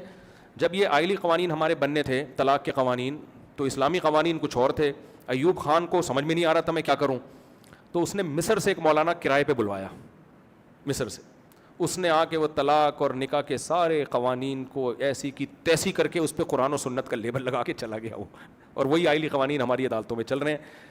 تو لیکن وہ ایوب خان بھی مجبور تھا کہ بھائی اسلام سے میں ہٹ نہیں سکتا, اسلام سے میں نہیں ہٹ سکتا, تو یہاں سے نہیں ملتا کہیں اور سے بندہ منگوا لو, لیکن مجبور تھا بھائی, اس پہ اسلام کا لیبل لگانا پڑے گا. ایک آخری بات کر کے بس بیان کو ختم کرتا ہوں. آپ کو پتہ ہے ہمارے وزیر داخلہ کا چند سال پہلے ایک اسکینڈل چلا تھا, قل واللہ غلط پڑھ رہے تھے. وہ پتہ تھا نا آپ کو, قل واللہ احد اللہ الصمد لم یلد ولم یولد میں آ کے 2-3 دفعہ, تو لوگوں نے بڑا مذاق اڑایا کہ دیکھو ایک وزیر داخلہ اتنا بڑے چیختے ہو, اس پاکستان اسلامی ملک ہے, ہمارے وزیر داخلہ کو قل واللہ نہیں آتی. میں نے کہا یہی اس کی علامت ہے, اسلامی ملک ہے. جس کو نہیں آتی نا وہ بھی کم بخت مجبور ہے پڑھنے پر. امریکہ میں تو نہیں ہوتا جس کو نہیں آتی وہ بھی پڑھے قل واللہ, کیا خیال ہے؟ میں نے کہا یہی تو اسلامی ہے بھائی, کہ وہ کیوں پڑھ رہا ہے, اس کو پتہ مجھے اپنا اسلامی تشخص دکھانا پڑے گا, نہیں آتی پھر بھی اٹک اٹک کے پڑھ رہا ہے. تو یہ دنیا میں کہیں نہیں ملے گا میرے بھائی, آپ کو دنیا میں نہیں. ابھی بھی بہت ساری چیزیں پازیٹیو ہیں. آپ کو ایئرپورٹ پہ شراب نظر نہیں آتی, لوگ کہتے ہیں ابے نظر نہیں آتی, چھپ چھپ کے سب پیتے ہیں. بھائی یہ پازیٹیو ہے کہ چھپ کے پی رہے ہیں, صحیح ہے نا. جاپان میں چھپ کے نہیں پیتے, ملیشیا میں, اسلامی ملکوں میں چھپ کے نہیں پیتے. یہ تو پاکستان ہے جس میں پی آئی اے میں شراب نہیں ہے. آپ پی آئی اے میں سفر کریں, بہت ہی اللہ یاد آئے گا آپ کو پورے راستے میں. پی آئی اے کے میں فضائل نہیں بتا رہا, لیکن شراب نہیں ہے یہاں پہ, اس طرح سے زنا نہیں ہے یہاں پہ, خواتین کی عزتیں محفوظ ہیں یہاں پہ, بہت کم ریپ کے واقعات ہوتے ہیں. میں یورپ میں ممالک میں گیا ہوں, دیکھو آپ جب جاؤ گے نا یورپ کی سڑکیں دیکھو گے اور بولو گے ماشاء اللہ کتنا اچھا کنٹری ہے, اس سے نہیں پتہ چلتا. آپ جاؤ ڈاکٹروں کے پاس, کلینک میں ریپ کے کتنے کیسز آتے ہیں آپ کے پاس ہر ہفتے. میں گیا ہوں, میں نے پوچھا ہے نا, ڈاکٹر بتاتے ہیں اس ہفتے اتنی لڑکیوں کے ساتھ جبری زیادتی ہوئی ہے جو ریکارڈ میں آئی ہے, جو ریکارڈ میں نہیں آئی کہتے ہیں ان کا ہمیں پتہ نہیں ہے, کیونکہ لڑکیاں خود بھی کیس کرتی نہیں ہیں, ان کی اپنی بدنامی ہوتی ہے اس میں. اتنے واقعات پولیس آفیسر سے میں ملا ہوں, وہ بتاتے ہیں بھائی اتنے واقعات جبری زیادتی کے خواتین کے ساتھ ہوتے ہیں. ایک دن کیا ہوا, میں ملکوں کا نام نہیں لیتا, بڑے مسائل کھڑے ہو جاتے ہیں پھر میرے لیے. بہت ترقی یافتہ کنٹری ہے, وہاں ہمارے دوست نے بتایا, میں جنرل اسٹور میں نماز پڑھ رہا ہوں, ایک 16 سال کی لڑکی کے ساتھ جبری زیادتی, ایک کالا کوشش کر رہا ہے اس کو پکڑنے کی. کہتے ہیں میں نے دروازہ کھولا جنرل اسٹور کا, اس کو پناہ دی, پولیس کو بلایا, پولیس نے کہا آپ کو گیٹ نہیں کھولنا چاہیے تھا. وجہ اس کی یہ کہ ہو سکتا ہے دونوں ملے ہوئے ہوتے اور لوٹ لیتے جنرل اسٹور. خیر وہ جینین کیس تھا, بچا لیا. مجھے خیال ہے یار 16 سال کی لڑکی کا کوئی باپ بھائی نہیں تھا, کوئی بھی نہیں ہے, پوچھنے والا کوئی نہیں ہے. پولیس آ گئی تو بچ گئی اس کی عزت. ہمارے یہاں پولیس نہ بھی آئے, محلے والے پکڑ کے مار دیں گے اس کو. وہ لڑکی کسی کی بہن ہوگی, کسی کی بیٹی ہوگی, کسی کی بھتیجی ہوگی. مردوں کا ایک محاصرہ ہے عورت کے گرد. وہ آنکھ اٹھا کے تو دیکھ, ان بیچاریوں کا کوئی پرسان حال, نہ باپ کا پتہ وہ کہاں غائب ہو گیا, یہ بھی نہیں پتہ چل رہا ہوتا ان کا باپ ہے کون, غفار صاحب ہیں وسیم صاحب ہیں. ابھی بی بی سی میں کیس آیا تھا کہ خاتون نے کیس کیا لندن میں اپنی بیٹی کا کہ میری بیٹی کا باپ یہ ہے. وہ کہہ رہا ہے میں نہیں ہوں, اللہ کی قسم میں نہیں ہوں. عورت نے کیس کیا یہ جھوٹ بول رہا ہے یہ باپ ہے, کیونکہ باپ ہوگا تو کچھ نہ کچھ خرچے ڈالتے ہیں اس کے اوپر. تو باپ کو پکڑ کے لایا گیا, اس کا ڈی این اے کیا گیا, پتہ چلا یہ بھی نہیں ہے, کوئی اور ہے. سمجھ میں آ رہی بات؟ یعنی غفار پہ کیس ڈالا, نکلے ستار بھائی, ان کے ستار کی بھائی, یہاں کوئی ستار بھائی پریشان نہ ہو. تو یار یہ کوئی سوسائٹی ہے یہ سوسائٹی. ایک چیز دیکھ رہے ہو آپ, تو اس لیے میں کہتا ہوں گوروں کی جو اچھی چیزیں ہیں وہ لو ان سے, لیکن فلٹر کر کے لو, سب کچھ لینے کا نہیں ہے. اللہ تعالیٰ ہمیں ہدایت دے. کرپٹو کرنسی کا سوال آئے کسی خاتون کی طرف سے, حلال ہے یا حرام ہے؟ دیکھو کرپٹو کرنسی کے بارے میں جو اس سافٹ ویئر کے جو ماہرین ہیں ان کی رائے میں اتنا اختلاف ہے. پہلے میں نے فتویٰ دیا جائز ہے, ان سے ہمارا رابطہ ہوا, انہوں نے ہمیں پورا سمجھایا ایسے ہوتا ہے ویسے, ہم نے کہا تو جائز ہے, میں نے فتویٰ دے دیا جائز ہے. دوسرے بڑے سے آئی لینڈ کے ہیں, وہ ٹاپ 10 میں ان کا شمار ہوتا ہے, وہ آئے, ان سے میری میٹنگ ہوئی, انہوں نے کہا بھائی یہ ناجائز ہے, اس میں یہ جو انہوں نے بتایا نا کہ یار, میں نے کہا یہ تو صحیح نہیں ہے. پھر تیسرے آئے, وہ ان سے بھی بڑے فنٹر, انہوں نے کہا ایسا ہے جائز ہے. پھر ہم نے کہا بھائی مجھے نہیں پتا یہ جائز ہے کہ ناجائز ہے, کیونکہ اس کے ماہرین میں جب اختلاف ہو رہا ہے. دیکھو اب لوگ کہتے ہیں مفتی لوگ فتویٰ کیوں نہیں دے رہے. آپ کے سامنے کوئی کھانا آیا, ایک آدمی کہہ رہا ہے یہ چوری کا ہے, یہ گدھے کا گوشت ہے, سوری, دوسرا کہہ رہے نہیں گائے کا گوشت ہے. تو مفتی کہے گا بھائی اگر گائے کا گوشت ہے تو حلال ہے, گدھے کا ہے تو حلال نہیں ہے. آپ نے کہا نہیں مفتی صاحب یہ کنفیوژن والا جواب نہیں, آپ تحقیق کرو. میں نے تحقیق کی, قصائیوں کو بلاؤں گا نا میں. ایک قصائی کہہ رہا ہے گدھا ہے, میں نے خود کاٹا ہے. دوسرا کہہ رہا ہے نہیں بھائی گدھا نہیں ہے, گائے ہے, اس کے پائے بھی پڑے ہوئے ہیں, پائے دکھا دیے مجھے, میں فتویٰ دوں گا حلال ہے بھائی, میں نے پائے دیکھ کر آیا ہوں میں. دوسرے نے گدھے کے پائے دکھا دیے مجھے, گدھے کے پائے ہیں, میں فتویٰ دوں گا بھائی حرام ہے. تو میں اپنا فتویٰ روز چینج کروں گا, تو اس سے بہتر نہیں ہے میں خاموشی اختیار کر لوں کہ یار یہ قصائی ہی نہیں ایکسپلین کر پا رہے ہیں کہ یہ گدھا ہے یا گائے ہے. تو جس نے کھانا ہے اپنی ذمہ داری پہ کھائے, جس نے نہیں کھانا وہ کیا کرے, احتیاط.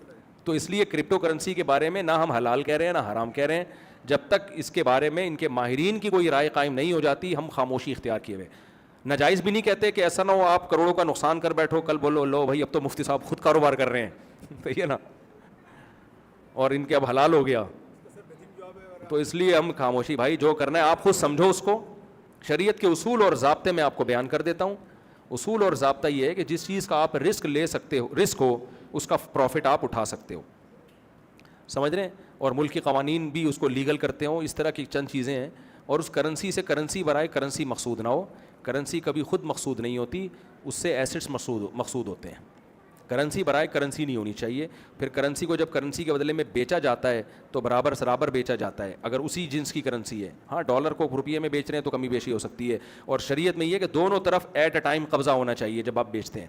تو چند اصول ہم بیان کر سکتے ہیں, باقی یہ میری ابھی تک سمجھ میں آیا نہیں ہے, اور ماہرین کی رائے میں بڑا اختلاف ہے اس میں. تو آپ کریں اپنی ذمہ داری پہ کر لیں. جامعۃ الرشید کا آفیشلی فتویٰ نہیں ہے, ان کے کسی پرسنل مفتی کا فتویٰ ہے, لیکن اس پہ بھی اویس پراچا صاحب کا ہے, لیکن ان پہ بھی بہت سارے جامعۃ الرشیدی کے علماء کو اشکالات ہیں. مفتی تقی عثمانی صاحب نے اس بارے میں ابھی تک کوئی رائے دی نہیں ہے.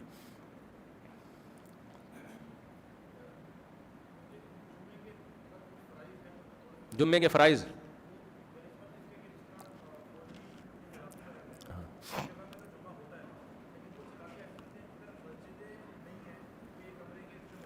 دیکھیں جمعے کے لیے ضروری ہے کہ بڑا قصبہ ہو یا شہر ہو. گاؤں دیہاتوں میں صحراؤں میں جمعہ نہیں ہوتا. بس حدیث سے کہیں بھی ثابت نہیں ہے کہ صحابہ کے دور میں, نبی کے دور میں کسی گاؤں میں جمعہ ہوا ہو.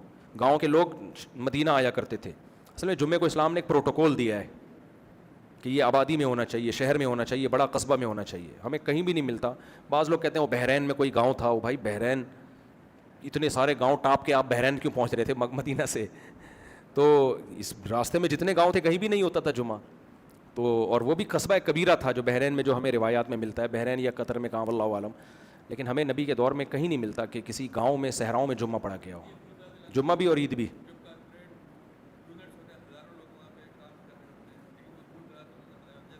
ہزاروں لوگوں سے نہیں ہوتا. لوگ جتنے جنگل میں 1000 لوگ بھی ہوں گے جمعہ نہیں ہوگا وہاں پہ, ظہر پڑھیں گے. اور شہر میں 4 آدمی بھی ہوں تو جمعہ پڑھ لیں وہ, سمجھ رہے ہیں. 2 آدمی جمعہ نہیں پڑھ سکتے. جماعت کم از کم 4 افراد ہوں جمعے کے لیے, 2-3 افراد کا جمعہ نہیں ہوتا. ٹھیک ہے نا, چلیں بھائی کافی ہو گیا میرا خیال ہے. سبحانک اللہم و بحمدک.